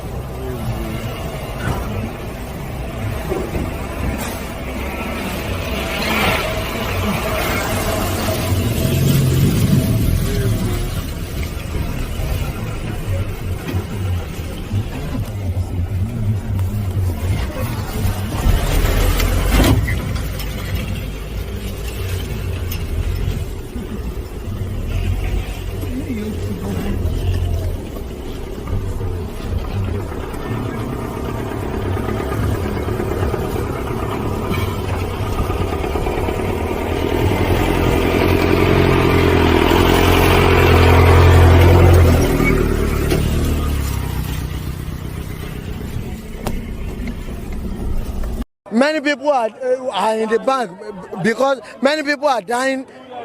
Everything are doing. My so pressure ti wa.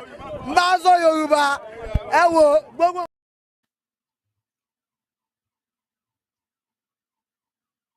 That's it.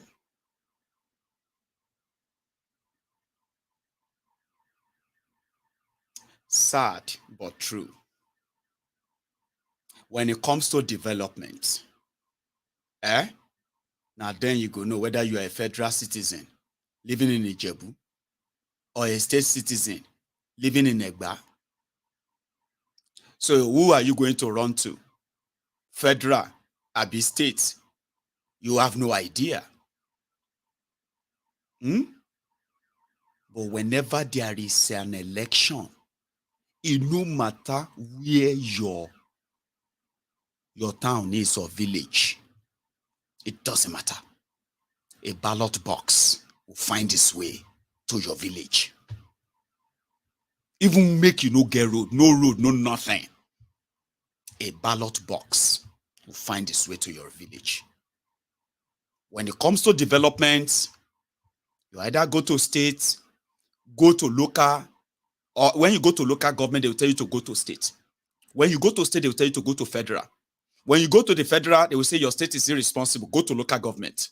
That's when you will give up and say, well, if I die, make you no cry for me. Ejen see me, ejo ejen me. That green now. If I die, make you no cry for me. Ejen see me, let me rest. Ejen me, let me breathe. No, person will die. No, we need that green. Rest in peace to him as well. It was our own Barack O'Green at the time. I was younger. I mean, I was like you. So when I see all of you who are kind of feeling so terrible, so terribly bad for Mohbad, I think it's easier for me to understand. When Nigeria Shege shows you and you have no direction of who to run to, now you go relax and just wait for your own time to die. Because that's pretty much what majority of people are. When you ask them, we don't even know what to do. They will not do it. We have written letters. We have protested. They will just not do it. We don't know who else to turn to. That's why majority of them have to turn to God. It is sad. And all of these are contributing to the mental health problem that 70% of Nigerians are suffering. There is actually a report. That report said over 80% of Nigerians get mental problem. They're mad.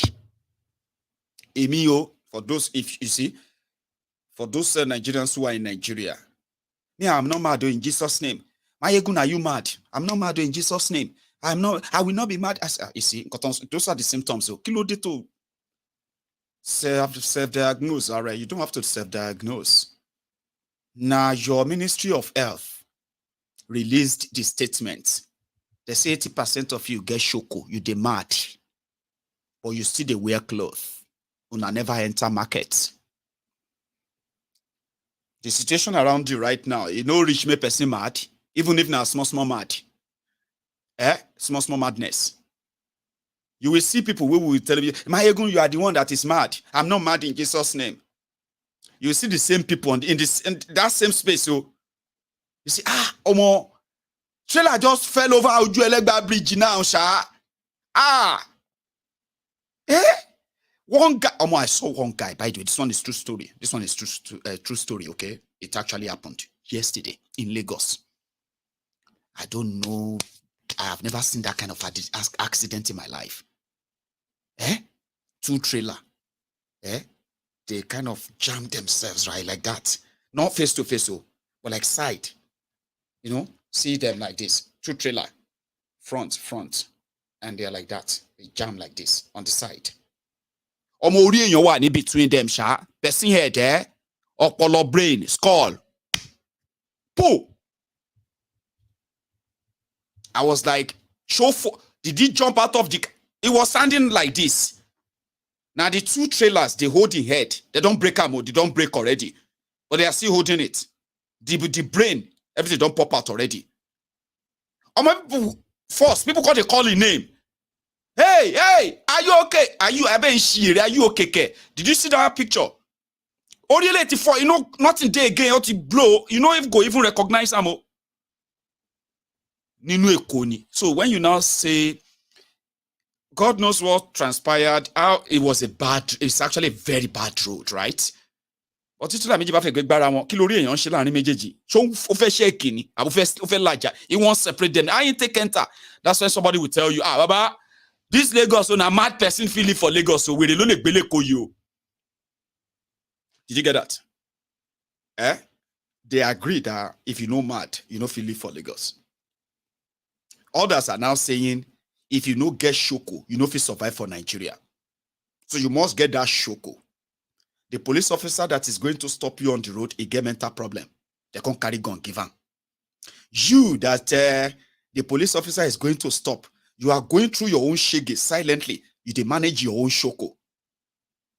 Then whatever kicks in first, if now your own submission ombu shoko enter, you go say officer take. If now your mad shoko enter, now that one you go take face on. I say, hey, Emeka, you know say carry gun. Shoot me.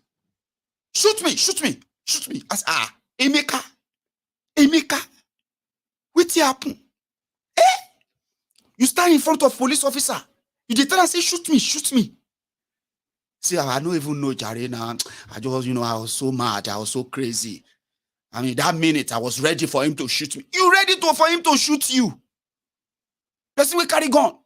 So sometimes you need to show them that kind of madness. So, but when I say 80% of Nigerians get mental problems, you say, now you mad, not me in Jesus' name. You don't know. I'm not just making this up. You may laugh, but you know I'm saying the truth. You say, if you want to survive for this Nigeria, you must get madness. So I say, Papa, you the mad, Sha? You say, I'm not mad in Jesus' name. Come on.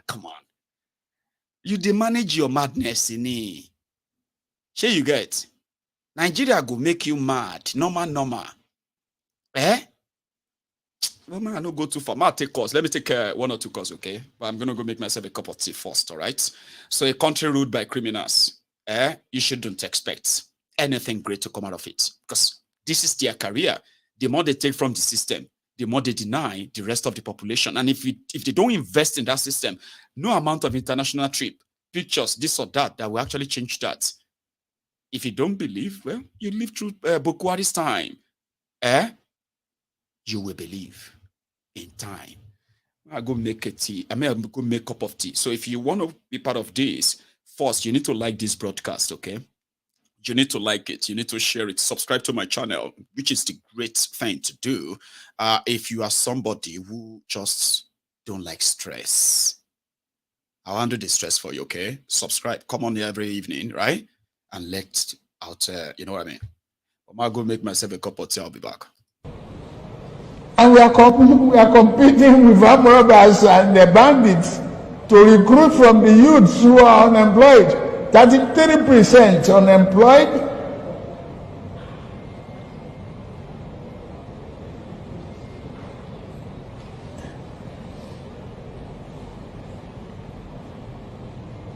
Recruit 50 million youths into the army and the other thing. Take away from their recruitment source. What they will eat?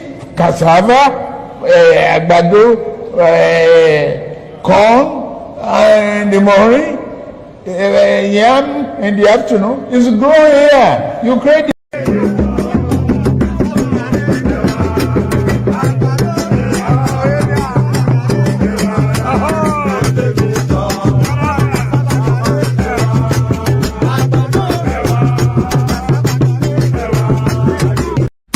Continue. 70 years old man.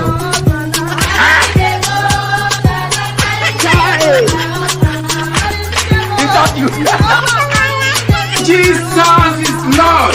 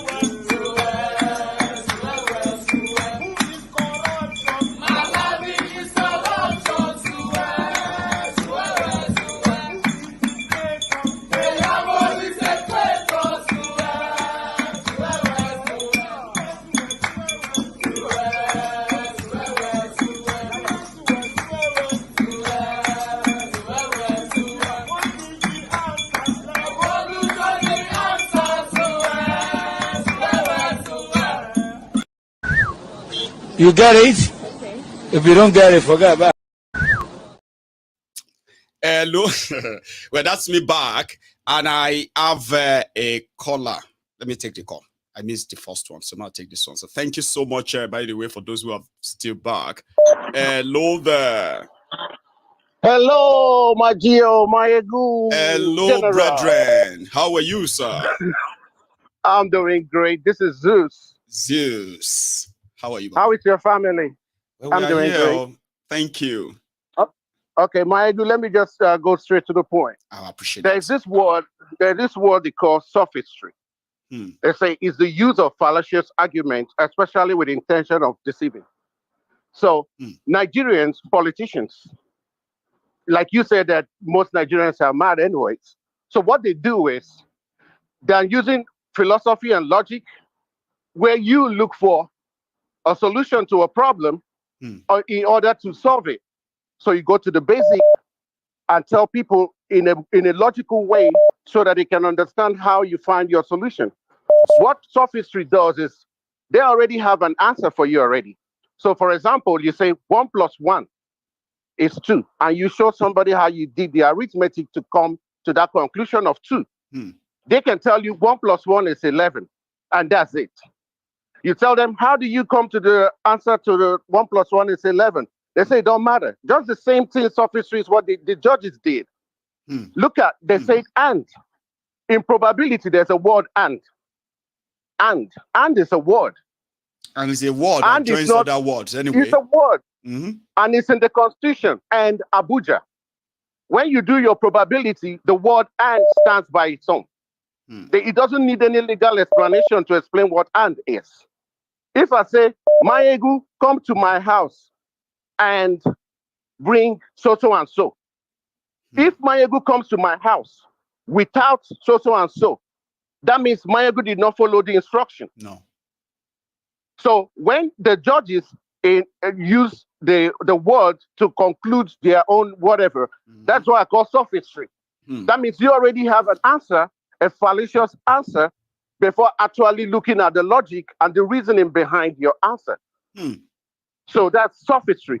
And that is what that your Ngalielie is doing. He brings words out first. Just words. Without looking at, fallacious lies. Without looking, okay, how did you come to that saying that Nigeria now is okay for Nigerians to go to Dubai?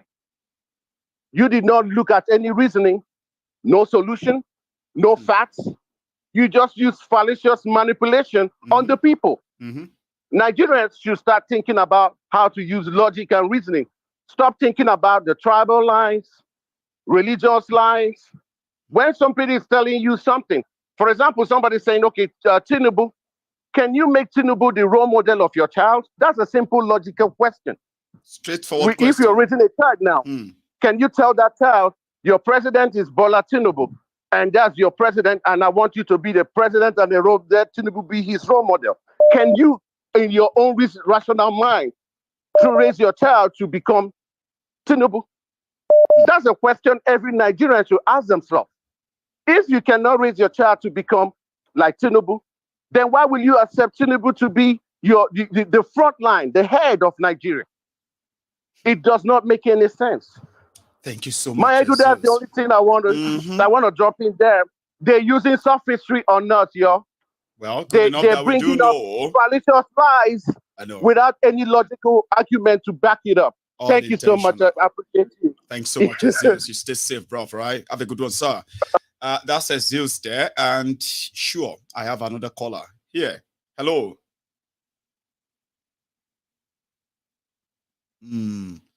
You are already connected. If you can hear me, right? I'm just going to take that off, and then let's see. Hang on. Yeah. So sophistry, I kind of call it, word salad. Get people so carried away by just saying so much or saying nothing. Hello there.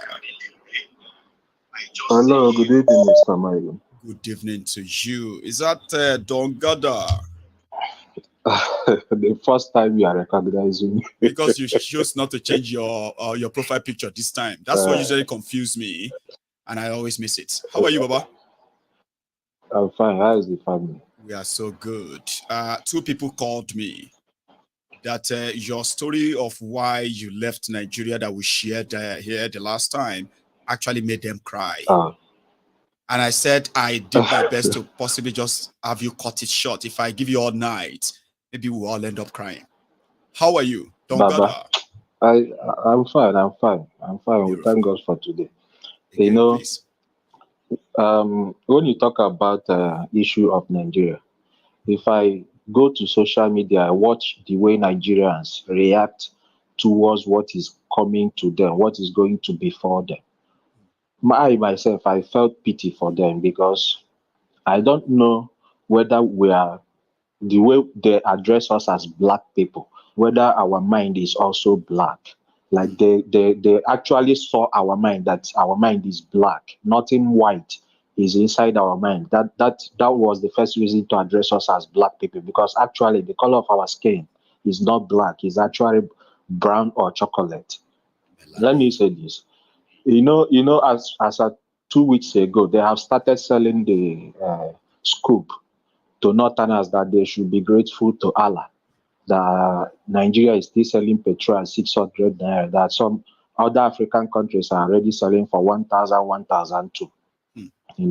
So when they say such thing, Northerners mostly are the people they always like to sell those markets. Once they buy them, they know we, the Southerners, we are not the problem, because if we protest, they shoot us. We can't even protest. We don't even have a say. You understand? Look at what is going on. I don't know if you have seen so many videos of interviews in the Niger Delta, where the rising militant. What brought about that? Oh, If you could I've seen remember, where if you they could, said they bombed so many places where they have they I are am refining crude oil in Niger Delta. Is that the one you were referring no, to? That's no, different. no. Those are different. Like there has been two interviews. One was done by Arise TV journalist, and the other one was done by they hit the journalist. I think Channel TV or so. What was going on there was this. They said that the contract given to Tompolo or whatever has expired. Yes. That if they are not going to consult them or give them that contract this time around, they will start bombing I think pipeline I and heard others. that, but I didn't see that video. Yeah, the interview. But I've heard them say yes, if they don't renew the contract. Meanwhile, a lot of people don't want Tompolo to continue with the contract. Go on. Exactly. I have seen too. Now let me tell you how come about that. Asari Dokubo was shouting with Nnamdi Kanu behind the scene because he knew that they have called Nnamdi Kanu for a negotiation so many times. That was what he was looking for. So when he found out that nobody was calling him, he was not getting the attention of federal government or whosoever, he has to go another direction after giving Tompolo that contract. Now, he gave his life to support Tinubu because that was what he's looking for. Now they have won the election. He has to fight for his pocket because I can't see how those journalists were able to make their way to those people. Those people has not shot any gun. They have not they were just carrying machine gun and all that. You understand? So if you look at what is coming to Nigeria, when individuals can handle such gun, the same day that video you showed, the one the military people were begging Boko Haram to pass, the same day that video you showed happened was the same day the military was in Abia State shooting people in the name of Biafra, claiming that they have cleared Biafra.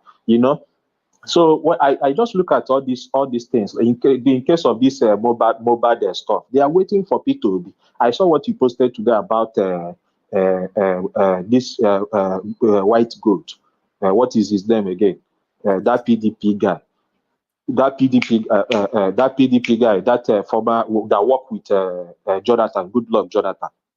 The PDP guy That lives in UK. That lives in UK. No, that lives in UK. The one with white beards, the Yoruba guy. No, the Yoruba guy with white beards now. What is his name again? I don't know Yoruba guy that said. Are you talking about Reno? rain or mockery that says that say if no it was Yoruba? during an Like election. that's why you confused it too. You said that Yoruba guy Oh, that work with he's not Jonathan. Yoruba guy. Reno or mockery. I thought Don't he's a gather. Yoruba guy. All these You always boys have believe been he's mistaking Yoruba? him for a Yoruba guy. That's why you I have confuse been me now. oh, I'm sorry about that. No, it's all right. I'm Go sorry on about anyway, that. but it's not Yoruba. I mean, that, you see, a lot of people are laughing in the comment section like, how could you? Like, you didn't even say, you didn't look for anything. Yoruba care. Reno. Anyway, I think it's from, what do you call it? It's from Delta, I think. All right, but not too sure. Just like Femi Funny Coyote, nobody is really care where they come from. But go on, don't get that. So this is exactly the target. They wanted P2B to surface in that matter. If you watch every scenario that has been going on, there has never been governors, presidency, or whatever that made mention of that case. Even with the way the youth are rising against it, celebrities and all that, because they want P2B to get involved so that they will target. There is an obedient movement, and they are waiting for any protest. Don't gather. You are referring to what you get it. Reno Mokri said that Peter Obi hasn't visited Mohbad. He wanted him to say something about Thank it. you. So they can, Thank I you. just mentioned Thank something you. like that too. Like this whole thing is scripted now, and if people begin to pressure the police, they will turn it around and turn it to Igbo versus Yoruba soon. And you just mentioned it that well, it could be a bait for Obi to say something about Mohbad that none of these criminals have actually said anything about, including those who have relationship with Naira Marley and all these guys, Abi. So that could be a trip. Exactly. Is that what you're referring to? Exactly. Of course, yes. If you wake up tomorrow and hear that there is a protest about Mohbad in Enugu or somewhere in Anambra, that is when you will start hearing of Nigeria police shooting at protesters. Now it is not going any far because it's only in the southwest. You understand? So that is my contribution tonight. Thank you. All your suggestions, all your gesture are just pure. You understand? I've been behind the scene watching. Thank you for the time. Don't got that as always. Yeah, I appreciate that. Okay. And then to this God Francis, I won't call your second name because I don't know if you really wanted to be mentioned. Francis just gave me a token, which is greatly appreciated in my PayPal. I've seen it all, and thank you. That's very kind of you. Now let's go on. Let's get another one. We would soon wrap this up because we only have like half an hour to go. Hello there. Hello.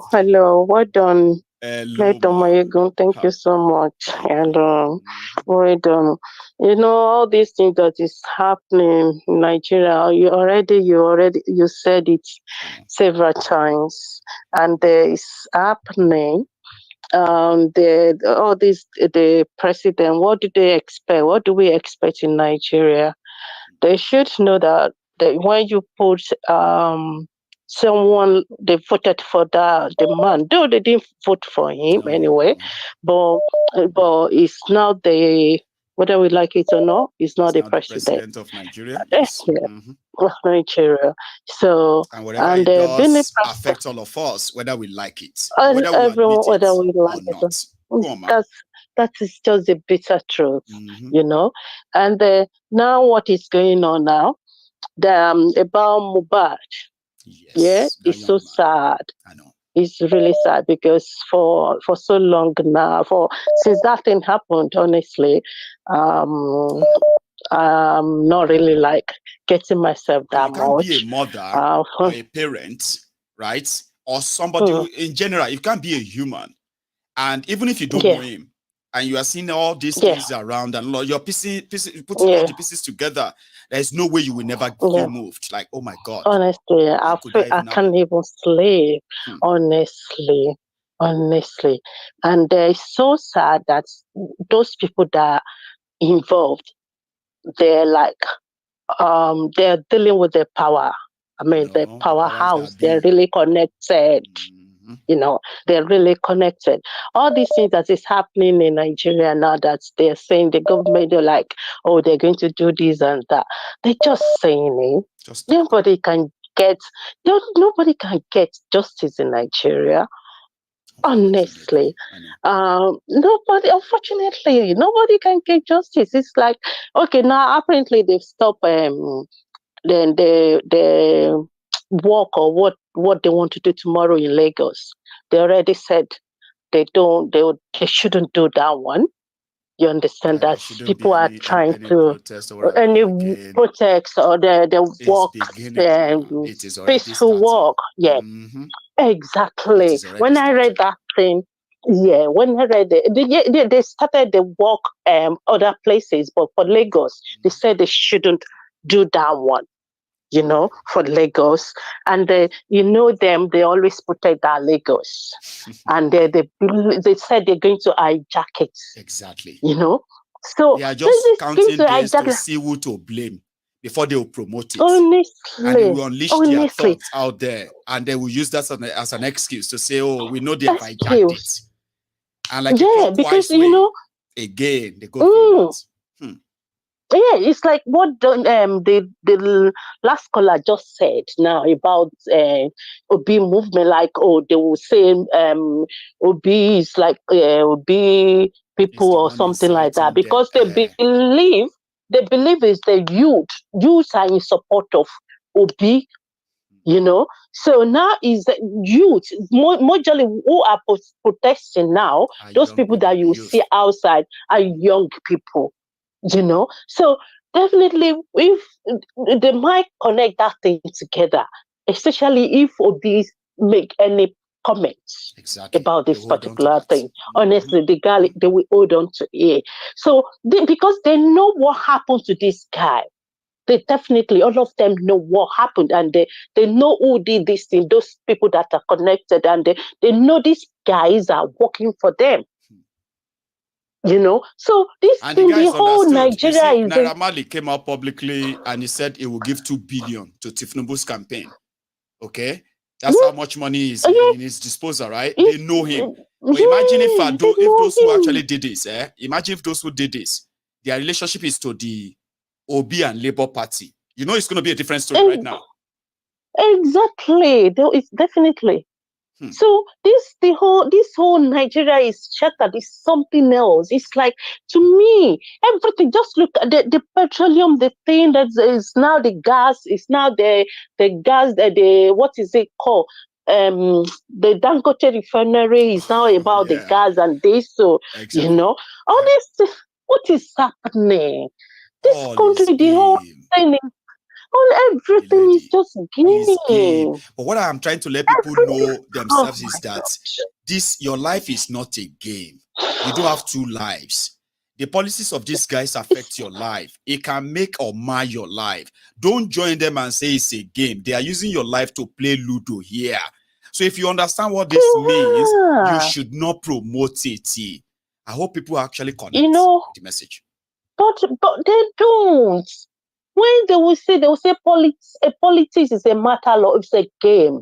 Politics shouldn't be like of numbers. It shouldn't be like, I mean, the government, the thing, how they rule shouldn't be a game. It should be something. It shouldn't be about game. It should be something that is really straightforward. This is how it's supposed to be. Like, especially this democracy thing. They said, I think we learned it in school. Like they said, it's government by the people. I mean, government of the people, by the people, and for the people. I mean, so, person that didn't go to government class in secondary school, they would easily quote that because it's so common. Government of the people. It's so common. By the people. By the people and for the people. They've traded the people now to government of criminals, by the criminals, and for the criminals. That's what they have. Now, Kolu is now in America now. In New York. Yeah, he's in New York. They should know that he's there to sign them off finally. Honestly, because the whole country is like, I don't know. Can you please help me out? Or someone should help me on this platform. Right. One thing that is working in that country, just one thing. I'm not requesting for two. Just one thing. In that country, national grid should just say again this afternoon, and Nigeria total generated and distributed money in Nigeria today was 42 megawatts for a country of 200 million people. So tell me one thing. Someone should just type it and say, this is the thing that is working in Nigeria.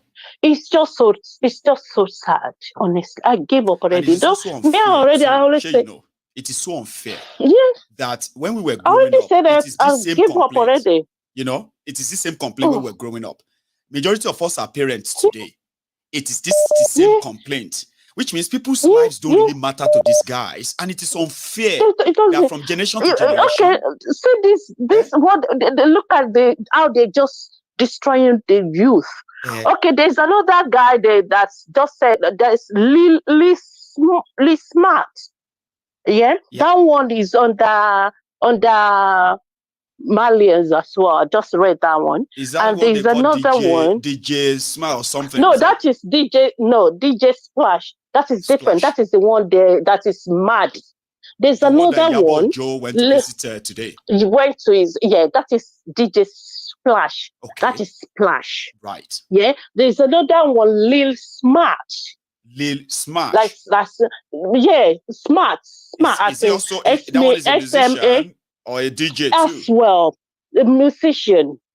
Yeah. That one has been crying all this while as well. So now someone now pick it up today. That they just heard about that one now, and the guy has now come out that he's been saying it. People believe he was chasing car or something like that. That now they say what happened. Now they're now trying to help him as well. Now that no, they said we don't want. They want is still alive. That it should just come forward. That is going to get protection. So that is just saying. See how do you know how many people they've destroyed? See, you know what, man? Just like you know how the government is. You know something that I also figured out, sir. Which is so dark and devilish. People didn't pay attention to it until now. Okay, look at this Mohbad, right? When he was having those beatings, assaults. Is ending up in the hospital. Is this what or a that? Country. And it's one of their best. It was one of their best and in their record. It was Naira Marley himself, that actually told the public that he's suffering from drug abuse, and that's exactly what a lot of people saw the young man as until he dies. He gave him that image. Now people are now realizing that all his videos. They've not seen him being violent. They've never seen him holding a smoke or using a drug. It's always this calm dominion of this young man. How did Naira Marley convince millions of them that he's abusing drug so he doesn't need any help, even when he's crying for help? You know what? How did you know what happened? All these guys' music, he said it, but people don't listen to the lyrics. They just listen to the sound, what is it called? Just dance. People don't listen to that the lyrics, because it's now that people are now listening to the lyrics like, oh, so he's been saying this, he said this, he said it, oh, this and that. Now they now realize me before you win. You don't have to kill me before you sing. Those are his lines. Exactly. And then he's been saying like, oh, he knows that when he's gone now, he's going to love, people will love him more, or they will now love him after he's already lying there on the floor, when he's already dead, when he's already lying down on the floor, when he's lifeless or something like that. He's been saying all those things. Thank you so much, ma'am. Because I didn't really know this guy. Sorry, honestly, before until now.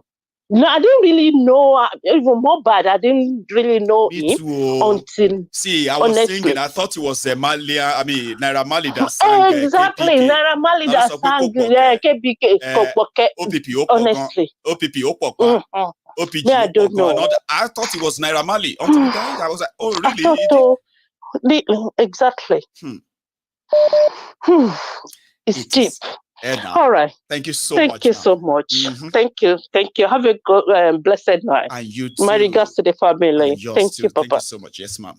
So we had to go out in that regard. But another caller, and this person would be my last caller tonight. Okay, so here we go. Hello there. Hello, sir, Mr. Mayegumi. How are you, sir? Agbede ni o, agbede gongo ni o, agbede ogun. Agbede ogun ni, agbede ogun. Yes, agbede ni Dr. Agbede. How are you, sir? How are you, sir? Yes, sir. Yeah. In fact, you really do a good job. Mayegun, please keep it up. Keep it up. So let's start with Mohbad. Mohbad. Yeah. Now, let us pray to God that for the very first time, Mohbad will get justice. Amen. Justice. Because that's exactly what is right. Amen. Because Mayegun, because of the fact that no one has ever get justice in Nigeria. Because even when the Justice Minister of Nigeria died, Minister of Justice died, Bolaige died. Of the blessed memory. Yeah. Yes, Minister of Justice. Up till now, Mayegun, Bolaige have not get justice. Yes, so yes, so up till now, not get justice. So Odipu. It's true. It's true. Minister of Justice can I get justice in Nigeria? Then who else? God bless you. That's a food for thought. That is food for thought. That's food for thought. Yes. I'm telling you. Okay. Look at the late Professor Awujobi, Professor Awujobi. They use the powder substance because he does interfere with the politics in that era. They use powder envelope with powder. Yes. So immediately he opened the powder like this. That doesn't just straight to his face, and that was all. That was all. Yes. Professor Awujobi is a renowned politician. Renowned professor. A professor. He got his professorship at the age of 27. Professor Awujobi. Okay. Now you mentioned again that is a people's lives matter to who? To politicians. You mentioned it just now. I know. No life matter to them, unfortunately, sir. Okay. Let me give just an instance. Right. During the APC primary. Yes, sir. They use innocent blood. Our church massacre. A newly wedded couple that wedded on Saturday and the day after Sunday with all their guests, everything for them to go and do Thanksgiving. They use them for ritual. God will punish them. Amen to that. That's our massacre. Innocent blood was shed. Sir, is confirmed from the realm. That they use them that was a terrorist attack. Unfortunately, nobody. They use that as a camouflage. More agree.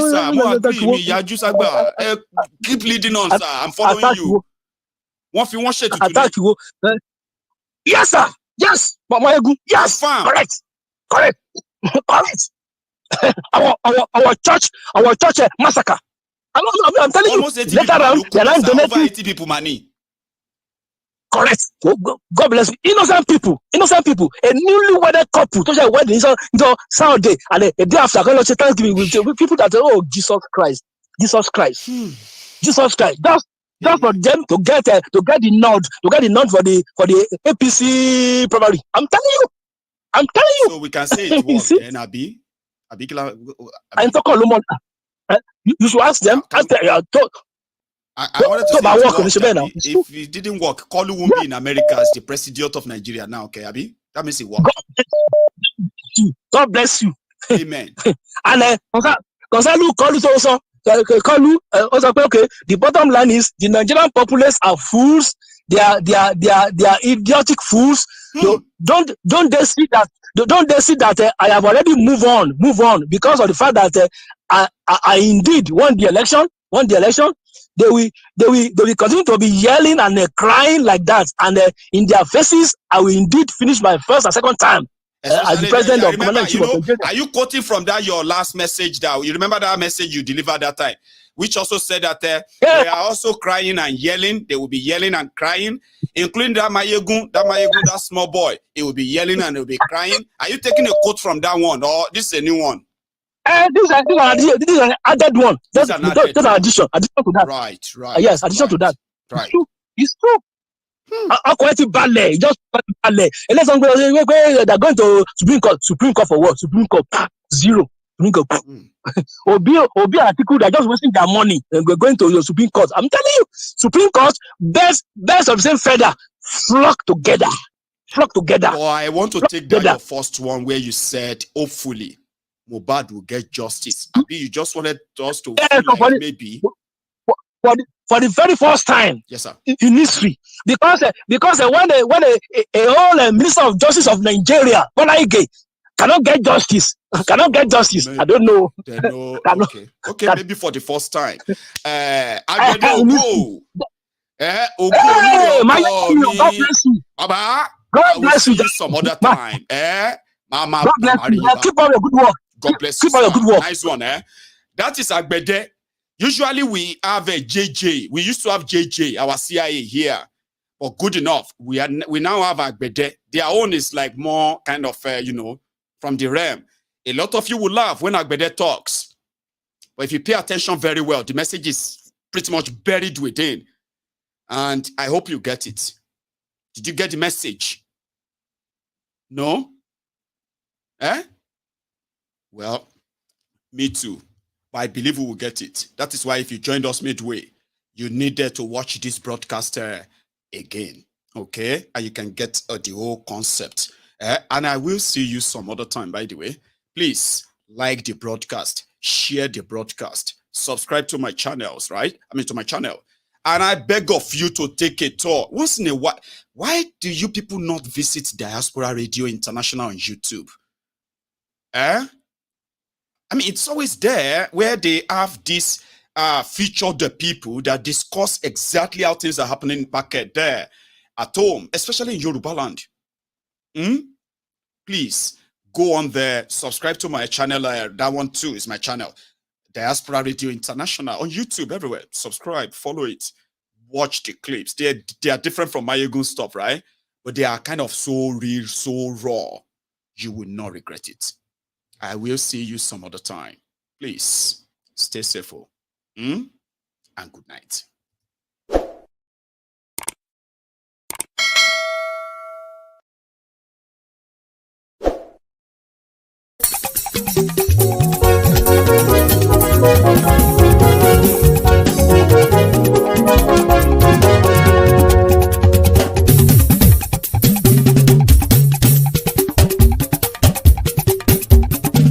Mayegun làwa mọ̀ làmọ̀ tó dòdòdò. Mayegun Diary Ngalielie #1. Mayegun làwa mọ̀ làmọ̀ tó dòdòdò. Mayegun Diary Ngalielie #1. Mayegun ti dé o ọ̀rẹ́ ara ìlú. Mayegun Diary Ngalielie #1. Lórí Facebook, lórí YouTube. Mayegun Diary Ngalielie #1. Gbogbo bó ṣe ń lọ ni Mayegun já wa sí. Mayegun Diary Ngalielie #1. Àṣírí ọ̀jẹ̀lú kì í bò níbẹ̀ o. Mayegun Diary Ngalielie #1. Bó bá ṣe eré àní Mayegun máa wí. Mayegun Diary Ngalielie #1. Ó sì tún ṣe eré wàá gbọ́ níbẹ̀ o. Mayegun Diary Ngalielie #1. Mayegun Diary politico. Mayegun Diary Ngalielie #1. Godfatherism kò sí lọ́rọ̀ Mayegun. Mayegun Diary Ngalielie #1. Ẹ farabalẹ̀ sẹ́ o kẹgọ́rọ̀ lẹ́nu o. Mayegun Diary Ngalielie #1. Àní Mayegun làwa mọ̀ tó dòdòdò. Mayegun Diary Ngalielie #1.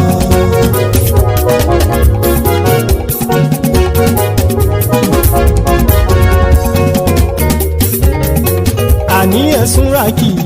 Mayegun ti dé. Mayegun ti dé. Ọ̀jẹ̀lú ẹ̀sùn rákì. Mayegun ti dé. Àní ẹ̀sùn rákì. Mayegun ti dé. lórí Facebook Máyégún ti dé. àní ẹ̀sùn làjú Máyégún ti dé. lórí YouTube Máyégún ti dé. àní ẹ̀sùn làjú Máyégún ti dé. bọ́ bàbá gbé wúrẹ́ Máyégún máa wí. àní ẹ̀sùn làjú Máyégún ti dé. ijó ìgbádìyẹ Máyégún máa wí.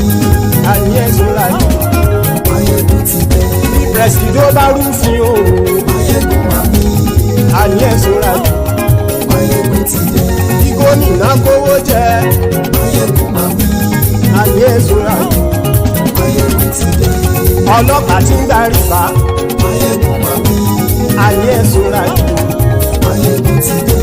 aṣòfin tí ń rúfin o Máyégún máa wí. àní ẹ̀sùn làjú Máyégún ti dé. òwúrọ̀ olóṣèlú Máyégún máa wí. àní ẹ̀sùn làjú Máyégún ti dé. ọ̀jẹ̀lú ẹ̀sùn ràgì Máyégún ti dé. àní ẹ̀sùn ràgì Máyégún ti dé.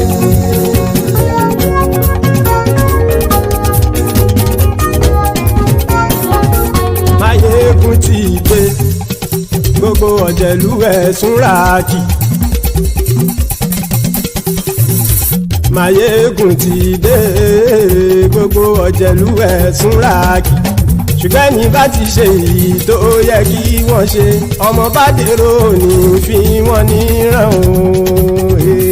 Máyégún ti dé gbogbo ọ̀jẹ̀lú ẹ̀sùn ràgì. Máyégún ti dé gbogbo ọ̀jẹ̀lú ẹ̀sùn ràgì. ṣùgbọ́n ní bá ti ṣe yìí tó yẹ kí wọ́n ṣe ọmọ bá dẹ́rọ̀ ò ní fi wọ́n níran. wọ́n fowó bẹ́ẹ̀ o Máyégún ó sọ pé wọ́n ò bẹ́ẹ̀ wọ́n fowó bẹ́ẹ̀ Máyégún ó sọ pé wọ́n ò bẹ́ẹ̀ oníkanṣá ti ṣe yìí tó yẹ kí wọ́n ṣe fáwọn ará ìlú tó gbé wọn débẹ̀ o àyè. Máyégún ti dé gbogbo ọ̀jẹ̀lú ẹ̀sùn ràkì. Máyégún ti dé gbogbo ọ̀jẹ̀lú ẹ̀sùn ràkì. ṣùgbọ́n ní bá ti ṣe yìí tó yẹ kí wọ́n ṣe ọmọ bá dẹ́rọ̀ ò ní fi wọ́n níran. ha kì máa yí ṣe eré ọ̀rọ̀ yìí kì í ṣe ẹ̀fẹ̀ kì máa yí ṣe eré ọ̀rọ̀ yìí kì í ṣe ẹ̀fẹ̀ ẹni bá ti lè lẹ́bọ̀ lẹ́rù o ọmọ bá dèrò kàṣàyè tú wọn síta. Máyégún ti dé gbogbo ọ̀jẹ̀lú ẹ̀sùn ràkì. Máyégún ti dé gbogbo ọ̀jẹ̀lú ẹ̀sùn ràkì.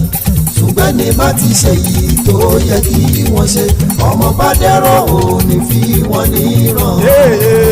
tẹnitẹni ọmọ Máyégún ọ̀rẹ́ ara ìlú mọ̀mọ́ ni mo fọlọ́hún ṣọ́ ẹ̀ bá kìlẹ́bù lóòótọ́ olódodo ìlú ọ̀tá ìlú mọ̀mọ́ ni ìwọ ṣá máa ń ṣọ́ra kò sì mọ́ bẹ̀rù bọ́tà ń lè rí bóníṣègùn lé káwọn mọ̀mọ́ fi ṣera wọn ni ó ti dẹrùn tí wọn ò gbọ́dọ̀ sè mọ́bẹ̀. èèpo ọ̀bọ̀ lọmọ bá dérò tàjẹ́ ò gbọ́dọ̀ jẹ́ ó ti dọba lórí abínú ẹni kò sì mọ́ bóyá àìsíwọ́lu ní ẹnìkẹ́ ìgbódì ẹyin lábàrá o ó kó ẹni tó bá dán o àkàmù. Máyégún ti dé gbogbo ọ̀jẹ̀lú ẹ̀sùn ràkì. Máyégún ti dé gbogbo ọ̀jẹ̀lú ẹ̀sùn ràkì o ẹni bá ti ṣe yìí tó yẹ kí wọ́n ṣe ọmọ bá dèrò òní fi wọ́n níran o. Máyégún ti dé gbogbo ọ̀jẹ̀lú ẹ̀sùn ràkì. Máyégún ti dé gbogbo ọ̀jẹ̀lú ẹ̀sùn ràkì. ṣùgbọ́n ní bá ti ṣe yìí tó yẹ kí wọ́n ṣe ọmọ bá dẹ́rọ̀ ò ní fi wọ́n níran.